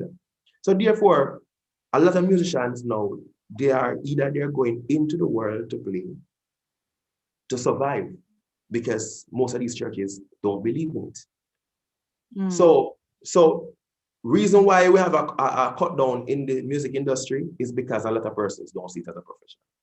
So a lot of persons not even wasting their time to go there. Not everybody can do like me. I teach, I produce, I am an artist, I do a lot of other things. I'm an editor, video, whatever. So not everybody can do like me. I'm an all-round. Some person just have the gift just to play alone. So, that's I don't want to reach message. Teach. Yes, man. That's all right, Jesse. But so the thing is that this is why the breakdown, I believe, the breakdown in the music system, why we don't have enough persons coming and saying that they want to do music as a full-time or want to learn music, because people just see it as a hobby, which is to do something on the side, which it can be much more than that. True. And as a fellow creative, just to add to your point, I do think that persons do have a choice in terms of their decision to either play for free or a stipend. I don't think anybody who has a full-grown degree in terms of the salary scale that currently exists, whether it's in the US, because we're a US station, or Jamaica, and you look at the scale and you say, okay, I would want to pay this person according to the scale. I think based on the demographics of some churches, or most churches are small based on research. Unless you're an extremely large mega church, you may not be able to pay a musician, but there is the conversation of being in awareness and showing appreciation to musicians. It has been my experience too, that sometimes, and when we say musician, because I do believe that the voice is an instrument. Yes. It's an instrument. So when I say musicians, I mean vocalists as well. You do have the choice of saying, okay, I want to voluntarily give of my time. Because I think how we see giving our talent or giving what it is that we're called to do, we have to be responsible stewards. So I do think musicians have to really decide within themselves, is this something that I want to be paid for, or do I want to give it as a donation to say, okay, this is where I think God is leading me, and God is saying to me, this is how I choose to serve until otherwise stated. What I do find most times is that musicians become angry. They become angry and then they walk away and then they leave, not realizing that they have a conscious decision to make when it comes on to service to God. I wouldn't even say service to the church. I would say service to God. And so more time needs to be taken to sit down, because I love how you do what you do, Trey. Even though you are multifaceted, you have developed a brand in what it is that you do. And that's one of the things I've created a program called Busy Street. It's about, we have a gift that God has given us, as opposed to doing a 9 to 5 or building a brand, so to speak. So it's very important to understand the difference between the two and how to manage it in such a way that we can earn. Ecclesiastes 2 and verse 11, I think, or is it 11 and verse 2, it talks about having 78 sources of income. And that's something I don't think we ever discuss as artists, because sometimes I feel like we're only thinking, if I am a singer, I should only be a singer. But we know the reality is, in the creative world, you have to be all things to yourself. You have to be your own social media manager when you're just starting out. You have to do the singing. I remember my first album, I had to be singing soprano, alto, and tenor. And that was something else. Yeah. You understand? So unless you have learned how to develop a brand around your ministry, what it is that God has given you, you will also find, even with the story of the talents, we see where maybe if you have one talent, if you invest it, you'll find that you can unearth other things that you have inside of you. But let me go to a listener question real quick. It says, isn't the difference charity versus stipend or payment? Do you think musicians fail to build a business around their gift? And I'll allow you to answer that, Treg. All right. Yes. One of the problems that's one of the problems there. A lot of musicians, they're not producing, or they're not presenting themselves which is properly. They're not creating themselves as a product. And the level of how they operate is not professional. So therefore, that's why most musicians call on that treatment on themselves. And the question was, yeah, because if you are a musician, you have to know within yourself that you have a product. The way how you dress, the way how you carry yourself, the way that packaging, managing your punctuality, how everything has to speak. So it speaks of professionalism, and that's where you market yourself. So a lot of musicians are feeling in that area. A service start or a function start 8 o'clock, and at 8:30, a rush come in and not come in at least an hour, half an hour before the time to. So most of them, as they go in one place, they are no longer needed anymore. And so that's where musicians are failing. Also, what you mentioned earlier is that, persons can be with smaller churches and everything else. We do understand that. You understand? But musicians, if they're going to do, which is music full time, they have to be creative, because one church or one place would not be able to bring in that sufficient income, which is to manage them right through. And a lot of musicians, what they're doing, they're pressuring the one place and everything and such forth, and it's not there. It causes a little bit of frustration.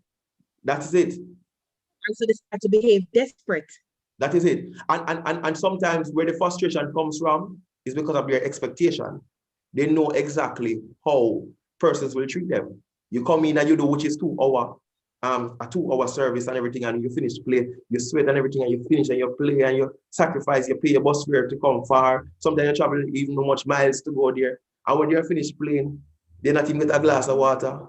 They maybe the minister or other persons who are there, they get then Malta, they get the juice and everything. A little package. They bring their little package of every little thing, a little envelope and a big speech we do. And the local musician that travels so far, spend no much time in his craft, come, and when he's finished, maybe the pastor or the leader come to him and shake him and say, God bless you. God bless you. I see another listener question, but let me just stop you right in the middle there, and let us talk about hospitality in faith-based congregations, because you're a faith-based person.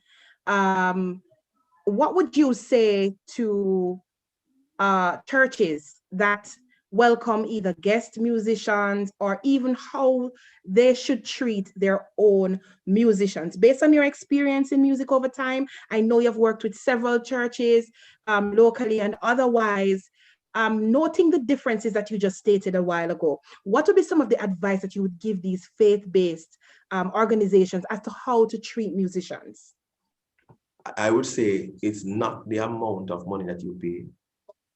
It's just the small gestures that count sometimes. You see, even you have maybe even an usher, and every Sunday you have, come on, you take a little money, you buy a little juice, and you wrap it and everything, and you have 3 musicians. Come on, man, 3 juice.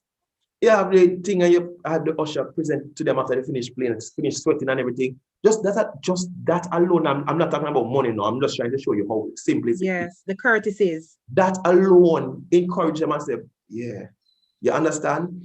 So all of these things. Now, if you're talking that you're having, which is a musician, you know, I've seen a lot of musicians that have been faithful for years. And God help how they survive. So look in ways. So a lot of pastors twice a year they might ask, we're not paying this musician, but could we collect a love offering? But those small things people do appreciate. So, you know, if the church can afford to pay them, take care of them, man. You know, make them feel special. Yeah, man. Musicians are people too.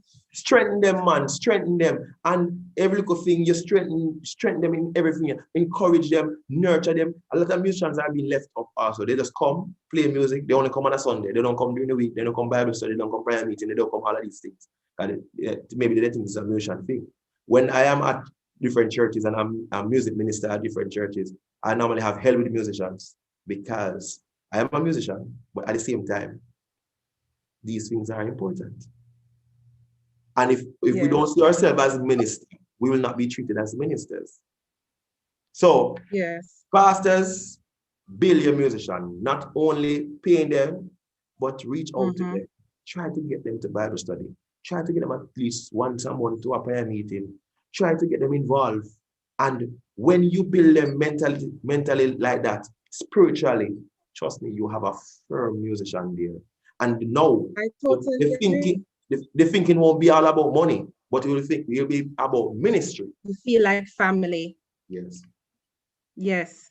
I'm going to go to the listener segment, and the questions are coming in, Craig, and we have a little time to answer these questions. But before that, I also want to say that we can also refer them. And this is why I always tell musicians, whether I do workshops with worship teams or choirs, I say to them, always show up. God is a God of excellence. So whenever you show up excellently, because it is your gift that is going to make room for you.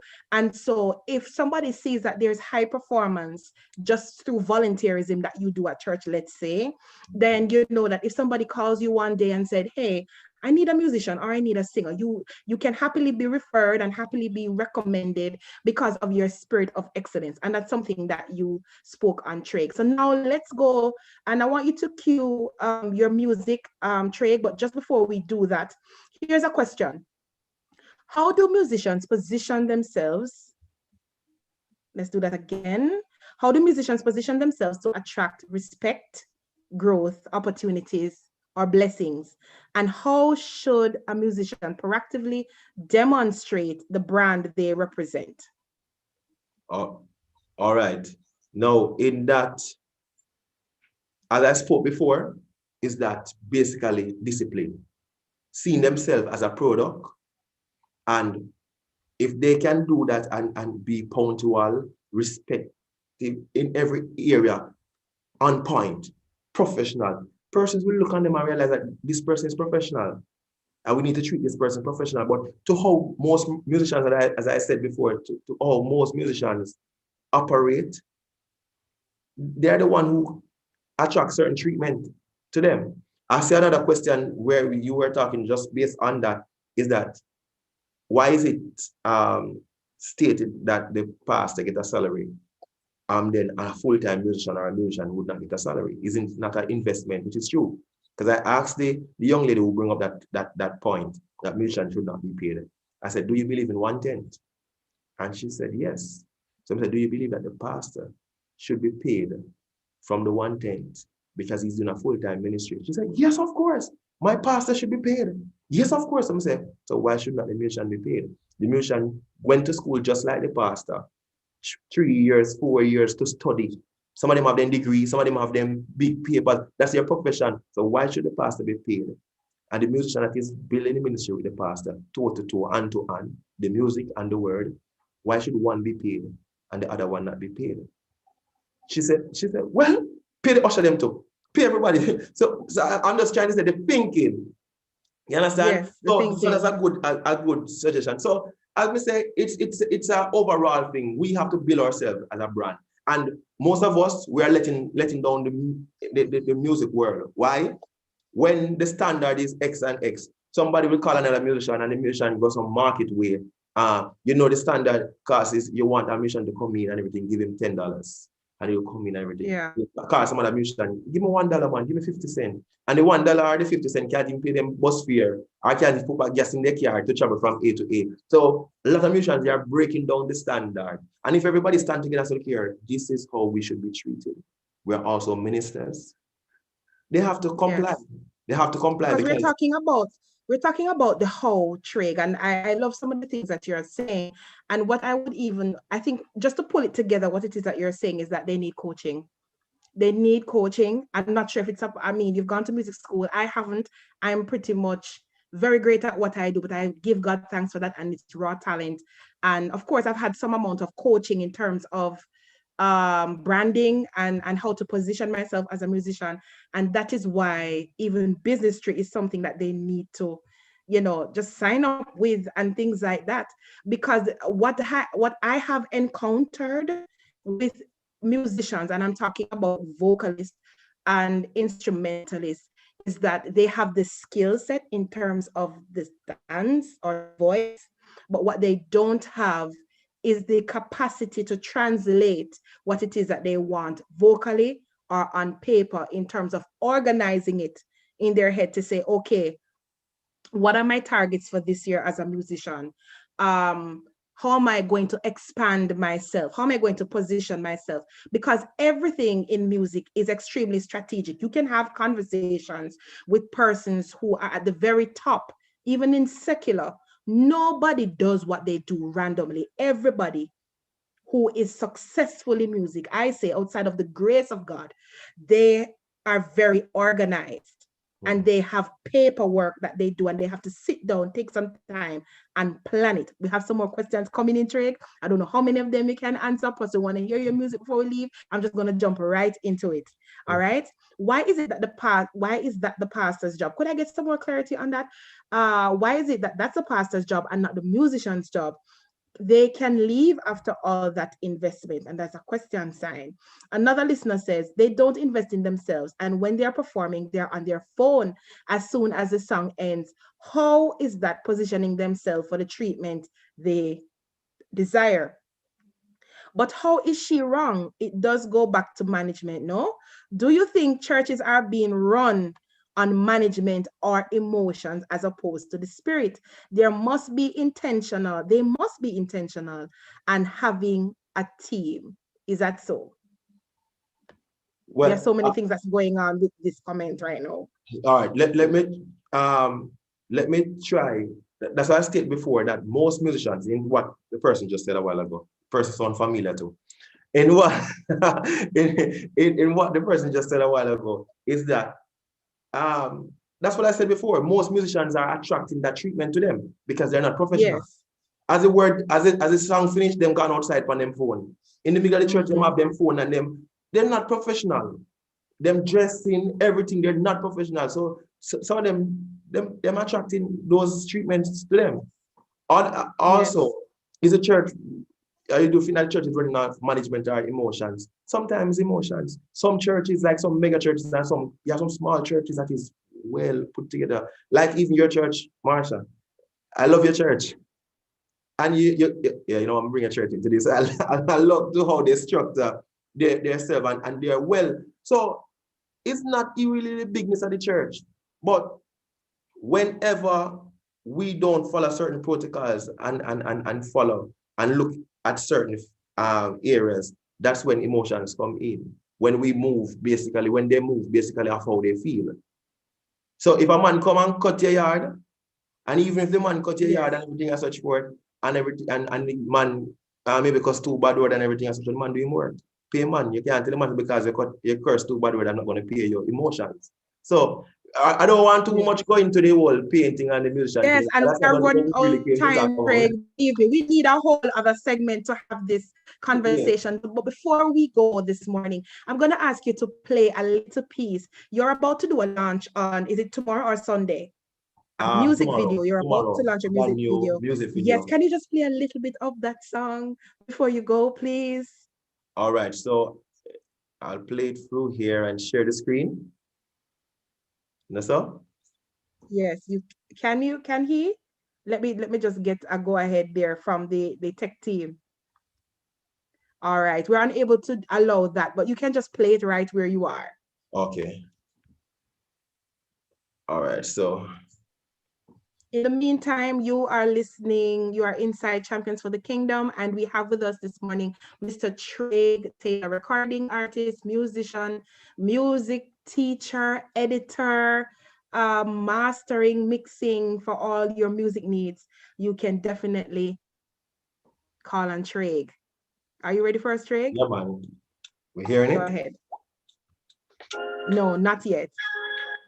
Yes. We've got to get beyond ourselves in order to really worship God. Can I tell you that there is a sound that attracts the presence of the Lord? There is a sound that pulls him closer.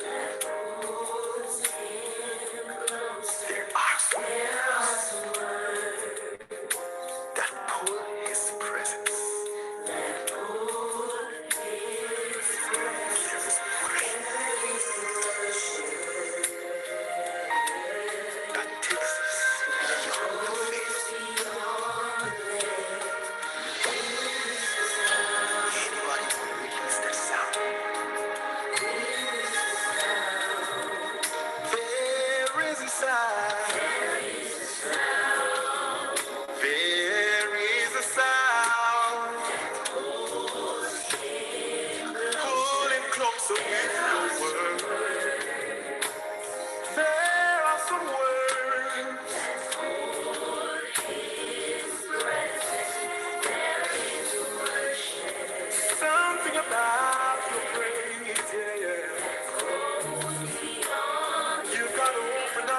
All right, Mr. Taylor, thank you so much for sharing a little bit of the song this morning. But before you go, and we're wrapping up right now, tell us about the launch, where to watch it, and also if we want to contact you, how we can reach you. All right. So Sunday, 8 p.m. tomorrow, I'll be releasing a music video for the song There Is a Sound.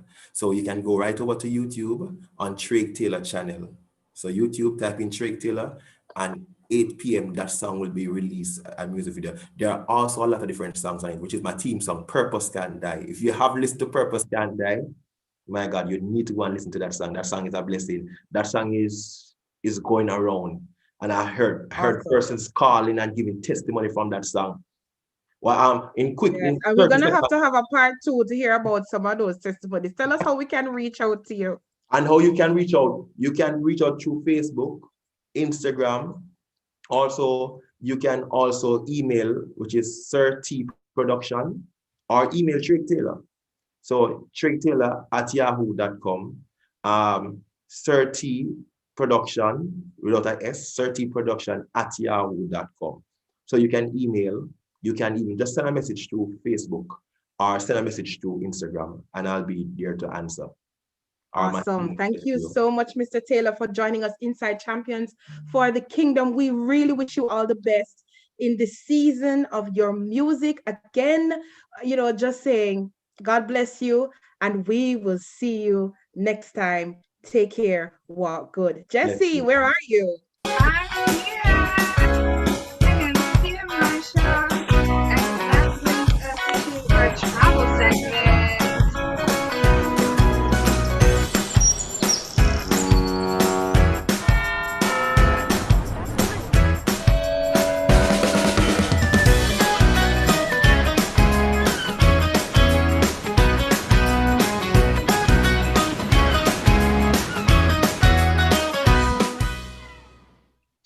All right, guys, it started from Taylor's music and pulling me closer, and I'm ready to travel and go closer somewhere.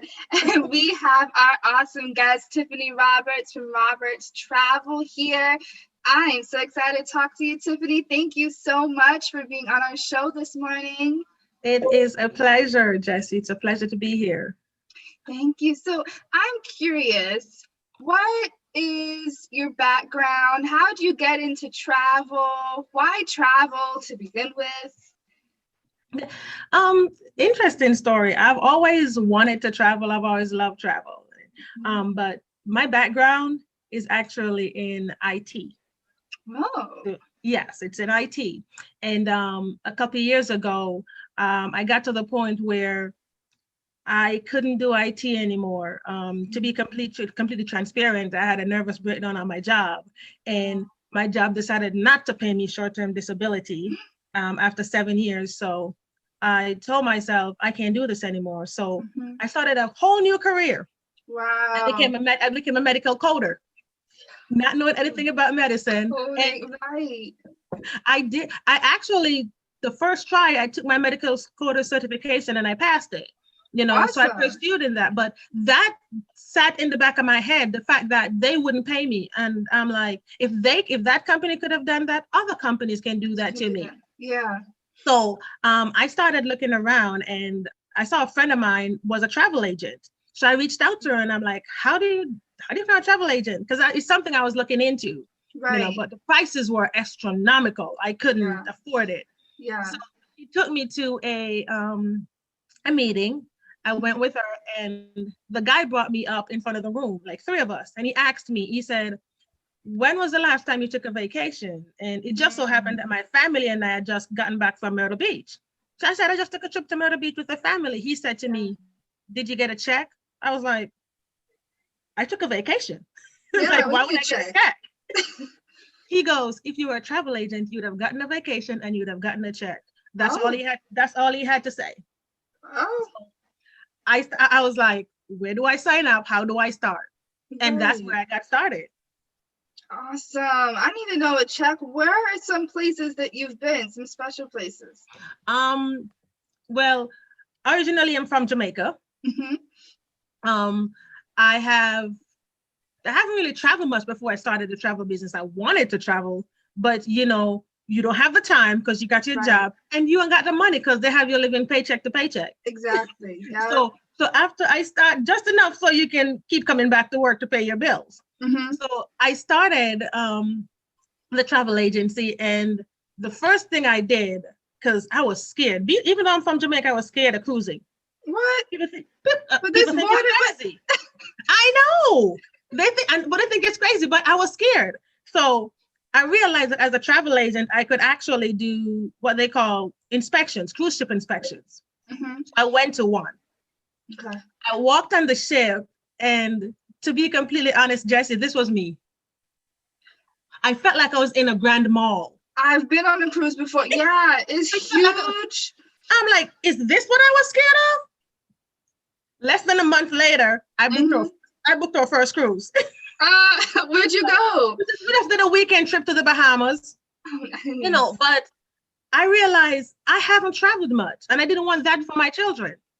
So the next year for Thanksgiving, we went on a 5-day cruise. So we went to, we went to 3 different places. Costa Maya. We went to Belize. And what's the name of that other place? I can't think of the name right now. And my family was like, they fell in love with cruising. They completely fell in love with cruising. Wow. And we had one plan. We also had one plan for this year for me and my daughter's birthday in June. Yeah. But with the pandemic, we had to cancel it. Right. And then we have another one scheduled for next year. Ooh, where's that one going to? So, or you haven't decided yet? We actually booked it last year. I know part of it is one of the places is Costa Rica. Nice. I've been there. I like Costa Rica that we're going. But it is, they love it. They love it. Yes. But my dream place to go is Paris. That was one of my questions. That is my dream place to go. My next question. It's on my vision board. It's on my vision board. It's coming. You're gonna get there. I have a question. Another one. Yes. Can you tell us the difference between family and solo vacation and the pros and cons to each of them? Well, a solo vacation, well, it all depends on where you're going. It all depends on where you're going and what's the purpose of, the trip. Because I've taken solo vacations before, but only for business. Right. If I'm going on like somewhere to have fun, of course you're gonna want your family with you. Right. Yeah. If you're going cruising, because I'm a certified cruise specialist, so if you're doing cruising, I always recommend not going by yourself because it's more expensive. Number one, Right. And number two, you have more fun when you bring your family wherever you go. Yeah. So it's always more affordable, I think, when your family goes with you. It might seem like the cost is more, but when you calculate it, you pay less when you travel with more. Right. And then thinking of like with cruise, you don't have to worry about entertainment. You don't have to worry about food because everything's already all inclusive on the cruise. Correct. So you're really you're saving money in that way because you're not having to worry about, okay, what's the next thing we got to do today and try to figure out a plan. That's correct. They have it all planned out for you. Yeah. You just show up. You just show up. Bags. Okay, there we go. We have a listener question. They are saying, how do I turn my passion for travel into business without focusing heavily on recruiting? See, with my company, it's two companies. We have the business side and we have the travel side. Okay, so you can come in and you can just do if that's what you want to do. That's what you do. You focus on the travel because we have a lot of people who that's all they do. They focus on the travel side of the business because that's what they're interested in. And we have the saying, you meet people where they are. Yeah. You can't force something on somebody. So if the business side is not something they want to do, they're not going to be successful at it because they're not going to try. Right. Because they don't have it in and that's them. just my belief. Yeah. So they have the option to do just the travel side with the company that I'm with. Right. Awesome. We have another question asking, how do you do it? Like, can you outline the how, like from getting a customer and like the process of it? Personally, when I first started, I loved the travel. So I signed up just to book for myself and my family. But I put it on Facebook. I said, I'm a travel agent. And people just started reaching out to me. I'm actually working on a vacation now for a family. It's like a group of 20 people. They're looking to go to Paris next year. Wow. So people will reach out to you. So basically what they do, they come to me. I have my own booking engine.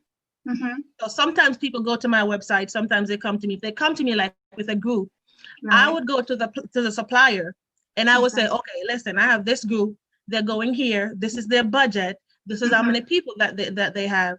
Can you send me a quote? Okay. They'll send the quote to you. You send it to, your customer. And your customer decides is that what they want to do. Right. And we have the form that you fill out to say, you authorize us, you give us your credit card information. We then send it to the supplier. Okay. No cash exchange hands. We send it to the supplier. We offer you insurance. If you want it, we get it for you. If you don't want it, we have you sign a waiver. Okay. Yes, you have to sign a waiver saying you don't want it. And this actually protects you. So if something happens, they can't come back to you and say, well, I missed my flight and no, I can't go. Right. Well, you denied the insurance. So, and that way our travel company, they will go to bat for you because they have the waiver that was signed saying you refused the insurance. So either way, you're covered. Right. And then once the person travels and comes back, 30 to 60 days after they take their trip, then you'll get your commission. 70 to 80% of the commission is yours. Oh, awesome. Wow. Yes. That is awesome. Me and you need to get in touch. I mean, I have your info, so we gonna stay in touch. Definitely. So how can our viewers get in touch with you? Well, I'm on Facebook, I'm on Instagram, but the easiest way to contact me is through my website. I'm sorry, it's not on the information I gave you, but it's trobertsenterprises.com. T Roberts. So it's trobertsenterprises.com.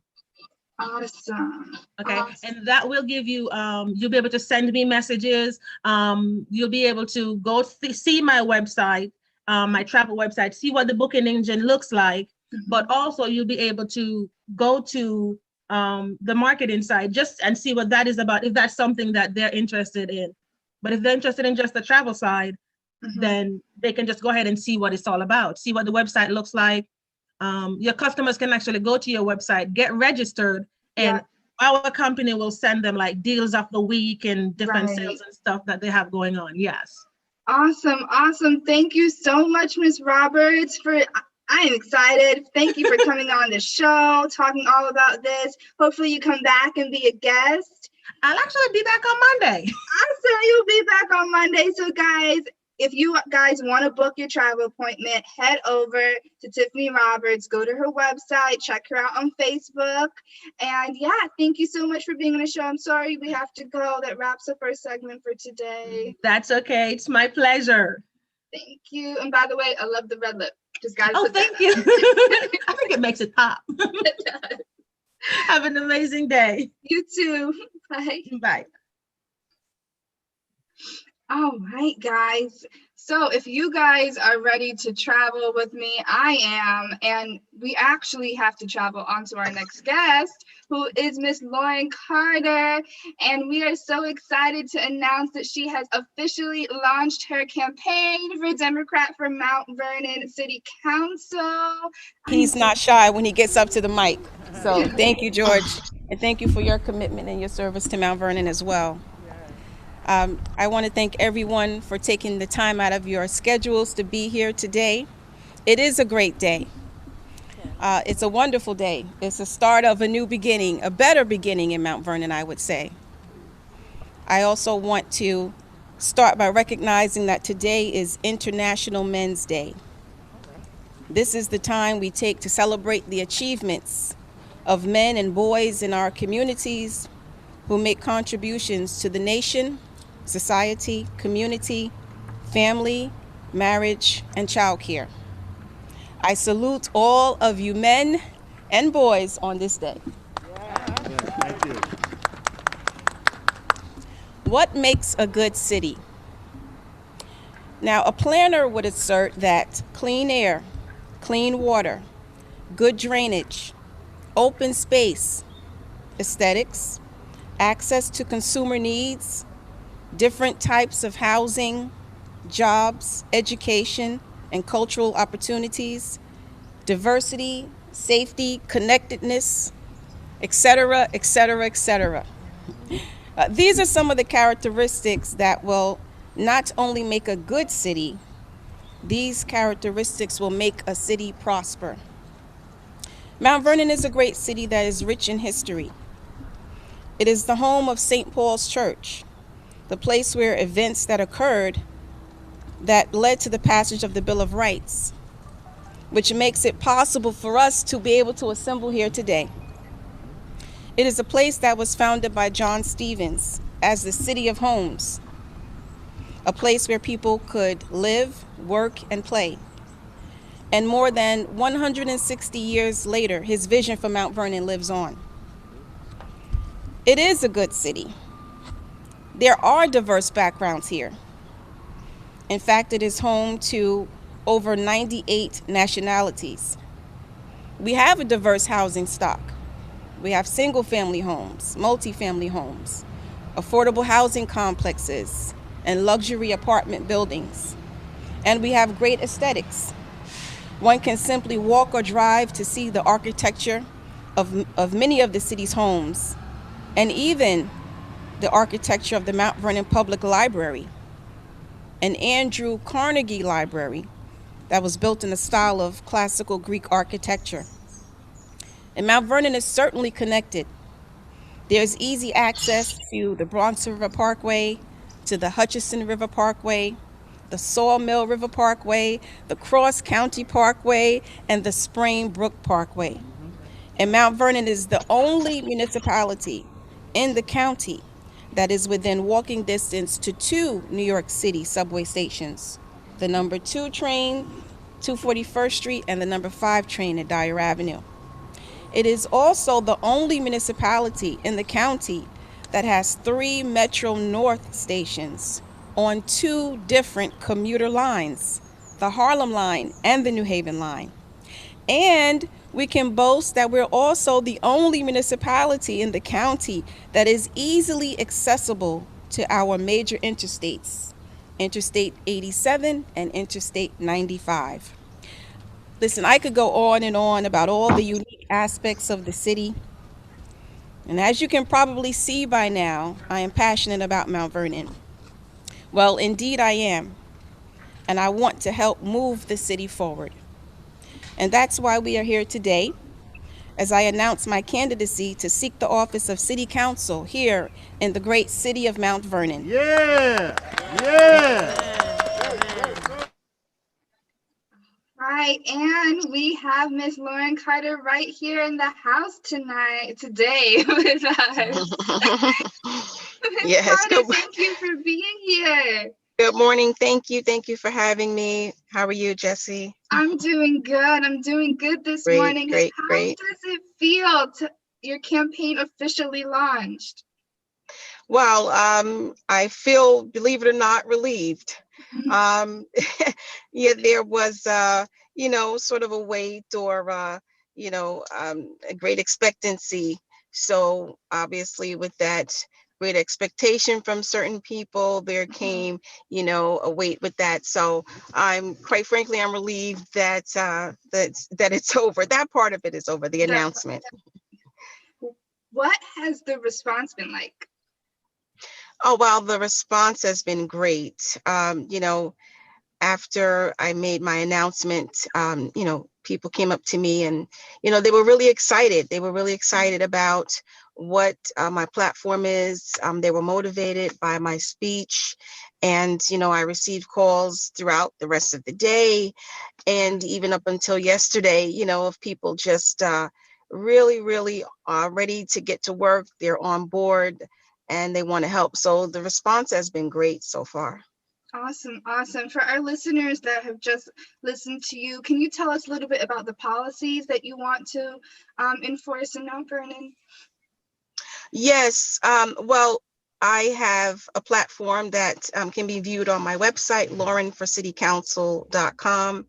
But, and there are so many issues that need to be tackled in Mount Vernon, but I thought that I would begin with at least 5 and, probably some of the most pressing matters. So, and as I said in my speech, let's start with quality of life. Let's tackle, the seemingly small matters, because sometimes I have found that, people are so concerned or focused on trying to make those big changes, right? And they neglect the small ones. And really, the small ones, they matter. They have a great impact. So let's clean up the city. Let's plant, as I said before on the program, new flowers, trees, community gardens. There's a great benefit to that. People can pick that produce and it's fresh produce. They can incorporate it into their diets because, we have obesity and diabetes in our communities. So that will help.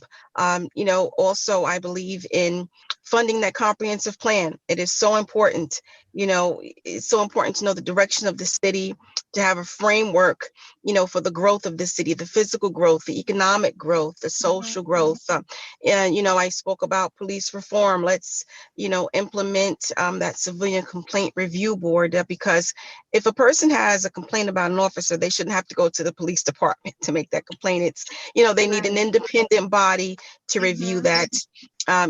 Fiscal responsibility. It is unfortunate what's occurring in the city. But, again, just like the comprehensive plan provides the framework for the growth of the city in different aspects, the legislative body needs to provide the financial framework for the city.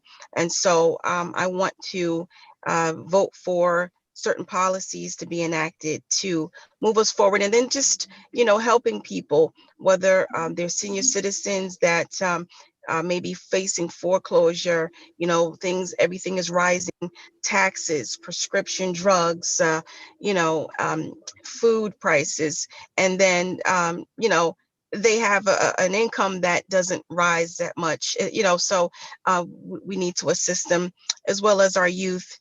And, and I'm running because, listen, I have experience. It's my understanding that we may have a lot of people in the race, but, we need people that can hit the ground running, so to speak, don't need much of a learning curve. And so I know the role of the council, of the legislative body. And I have found, and I'm seeing all throughout the country, that certain people, not just the elected officials, but even the people, they don't understand the role of the executive branch, the legislative branch. Right. And so I understand that role. I understand the council's responsibilities. Listen, I can read a budget, I know about capital plans. And so I believe that Mount Vernon needs my experience right at this time. And can you tell us about your experience and how that separates you from the other candidates that may be running as well? Yes. Well, I worked in the planning department when I started working for the city. And I worked for the land use boards, planning, zoning, and later on the architectural review board was transferred to our department, and also helped with the comprehensive plan, which is still in draft form more than 10 years later. So with all the experience knowledge, I'm a planner now. So I'm basically solidifying, I won't say solidifying, but I'm taking it to the next level by earning my master in urban planning degree. And so my experience as a planner, I believe, sets me apart because I know the ins and outs of developing and helping a city to grow, right? And a lot of times you have planners that work for the city. A lot of times they're not elected officials. So I think it's important that people with that type of knowledge on how to grow a city, how to, build a city and transform it, they should be elected. They should be because we were always in the background, and things, the planning department can propose everything they want, but it's up to the legislators, the decision makers, to actually implement it. And so I believe that sets me apart. In addition, I worked for the city clerk's office. I was the deputy city clerk. I worked for the council, and I know the charter. I know the codes. I mean, there was a situation that occurred just yesterday with a press conference that was held, and I received calls from folks, and I was speaking with people, and I was trying to help them understand, and they understood. And it takes that that knowledge of the laws of the city, the charter and the code, to be able to navigate your way through certain predicaments that may happen. And so I'm not looking to stir the people's emotions up and even to misguide them. I'm not looking to, add fuel to the fire of what's already occurring here. I'm looking to share my knowledge with folks, and also to help them to understand the process as well, so that they can make informed decisions, not decisions based on emotions and theatrics, but what are the facts and what are the laws? Right. And it truly takes a person who knows the city in and out to then help the city and help the city prosper. Because listening to your speech, I didn't know Mount Vernon was so connected to the city. I knew about the Metro North lines, but it being so close, and it could actually, because it's so close, have such a blossoming effect, and more people moving to Mount Vernon, and just amazing, because I know a lot of New Yorkers want to still be part of the city, but away from it at the same time. If that makes any sense. It makes so much sense. Like you said, especially now during COVID, some people there are people fleeing New York City. And so not just people, but businesses. And, that is my goal and again, I know my role as a legislator, but my goal is to even attract businesses. And that's what we need to do. We're centrally located, and not just to New York City, but to the entire tri-state area.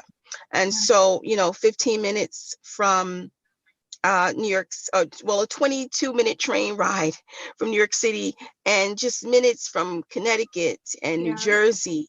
And so with businesses seeking to relocate, we can attract them through economic development incentives to Mount Vernon, right? And not only that, so you have the businesses, now they're paying taxes and they're reducing the burden from the homeowners.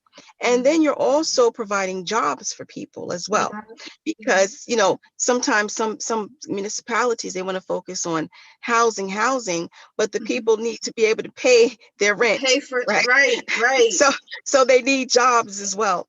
And so yes, Mount Vernon is definitely connected, and we need to really capitalize on our location. Wow, yeah, that is awesome. Make me want to go move to Mount Vernon when I'm done with school. Come on. So one last question: how can our listeners help your campaign? How can they donate? Yes. LaurenForCityCouncil.com is my website. LaurenFor citycouncil.com. When you go to my website, you can you'll see a link to all my social media platforms. Facebook is Lauren for City Council. Instagram is Lauren for City Council. YouTube is Lauren Carter. Twitter is _Lauren S. Carter. You can also on my website make a donation through PayPal. We have ActBlue that'll be up and running, activated in the next few days. I also have a fundraiser that will be in Mount Vernon at Maggie Spillane's Ale House, the wonderful restaurant. We have lots of wonderful restaurants that I want to support with my fundraisers. That'll be on Monday, December 7th from 6 to 9 p.m. The cost or donation to attend is $75. But if people are not available to attend, feel free to just send a donation as well. Either online, make your checks payable to Friends of Lauren Carter, and those can be mailed to 84 Bonita Vista Road in Mount Vernon. The zip code is 10552. Awesome. Feel free also to email me if you have any questions, info@laurenforcitycouncil.com. Awesome, Ms. Carter. Thank you. And I know I'm hearing from our producers, we have a quick clip. Okay. Before we wrap up. It is a part of me because it is my purpose. But don't only vote for me because you know me. Because that has gotten us into many of the problems that we face today. Vote for me because I have the experience to help move Mount Vernon forward. That's right. Real results are possible when those in office know that we are public servants. And I know that my service is to you, not to special interests, not to those who do not have a stake in Mount Vernon, and most of all, not to myself. Service to Mount Vernon stakeholders has always been my charge, and it will continue to be. I have heard complaints. I have heard the complaints. I've heard the pleas and the suggestions from many of you. In fact, you are the reason that I ran, the contributing reason that I ran.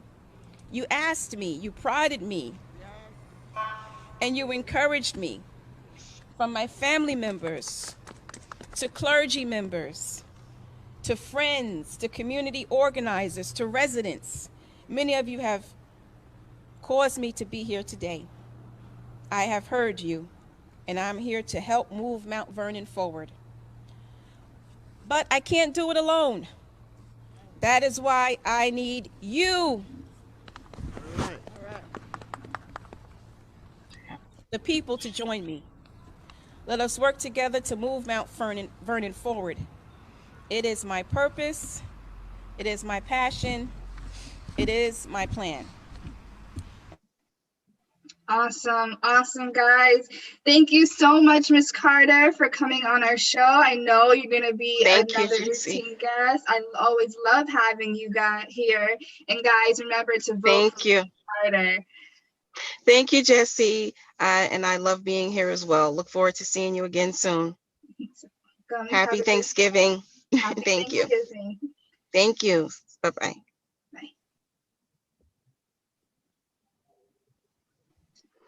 Wow, that was an awesome interview, Jesse. Really informative. Yes, yes. I wish I could be in Mount Vernon and just vote for her too. Yeah, I can imagine. I can imagine.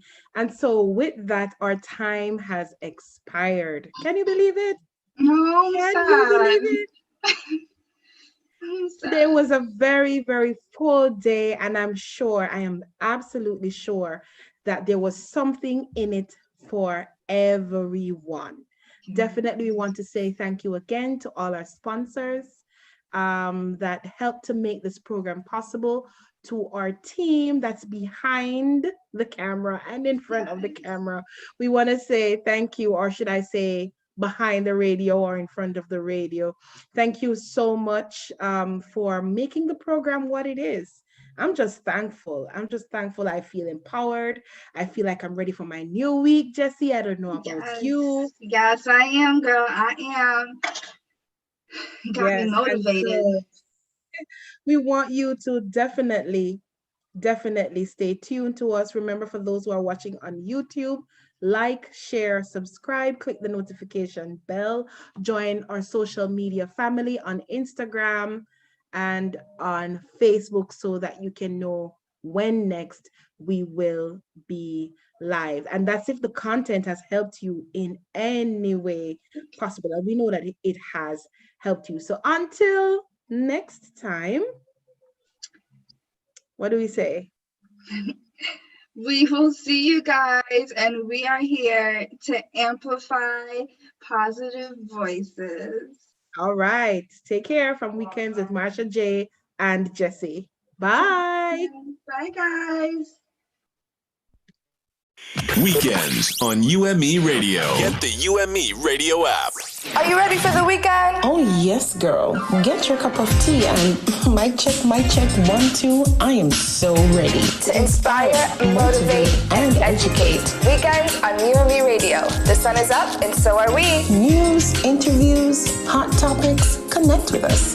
Let us know what's on your mind. Follow, comment, subscribe. We're everywhere. UME Radio app, iHeartRadio, Amazon Music, iTunes, TuneIn, and all other digital platforms. Email us info@umeradio.com. On WhatsApp, 201-503-6731. Subscribe to our YouTube channel and follow us on Instagram and Facebook, all at UME Radio. Follow me, Jesse, on Instagram at ink.jess, that's ink.jess, and on Facebook at Jesselyn Abel, that's JESSELYNE, Abel, ABEL. And follow me, Marsha J, on all social media platforms at official Marsha J. Or you can just check out marshajnow.com. Weekends on UME Radio with Marsha J and Jesse. Amplifying the voice of positive influencers. UME Radio. Positive entertainment 24/7.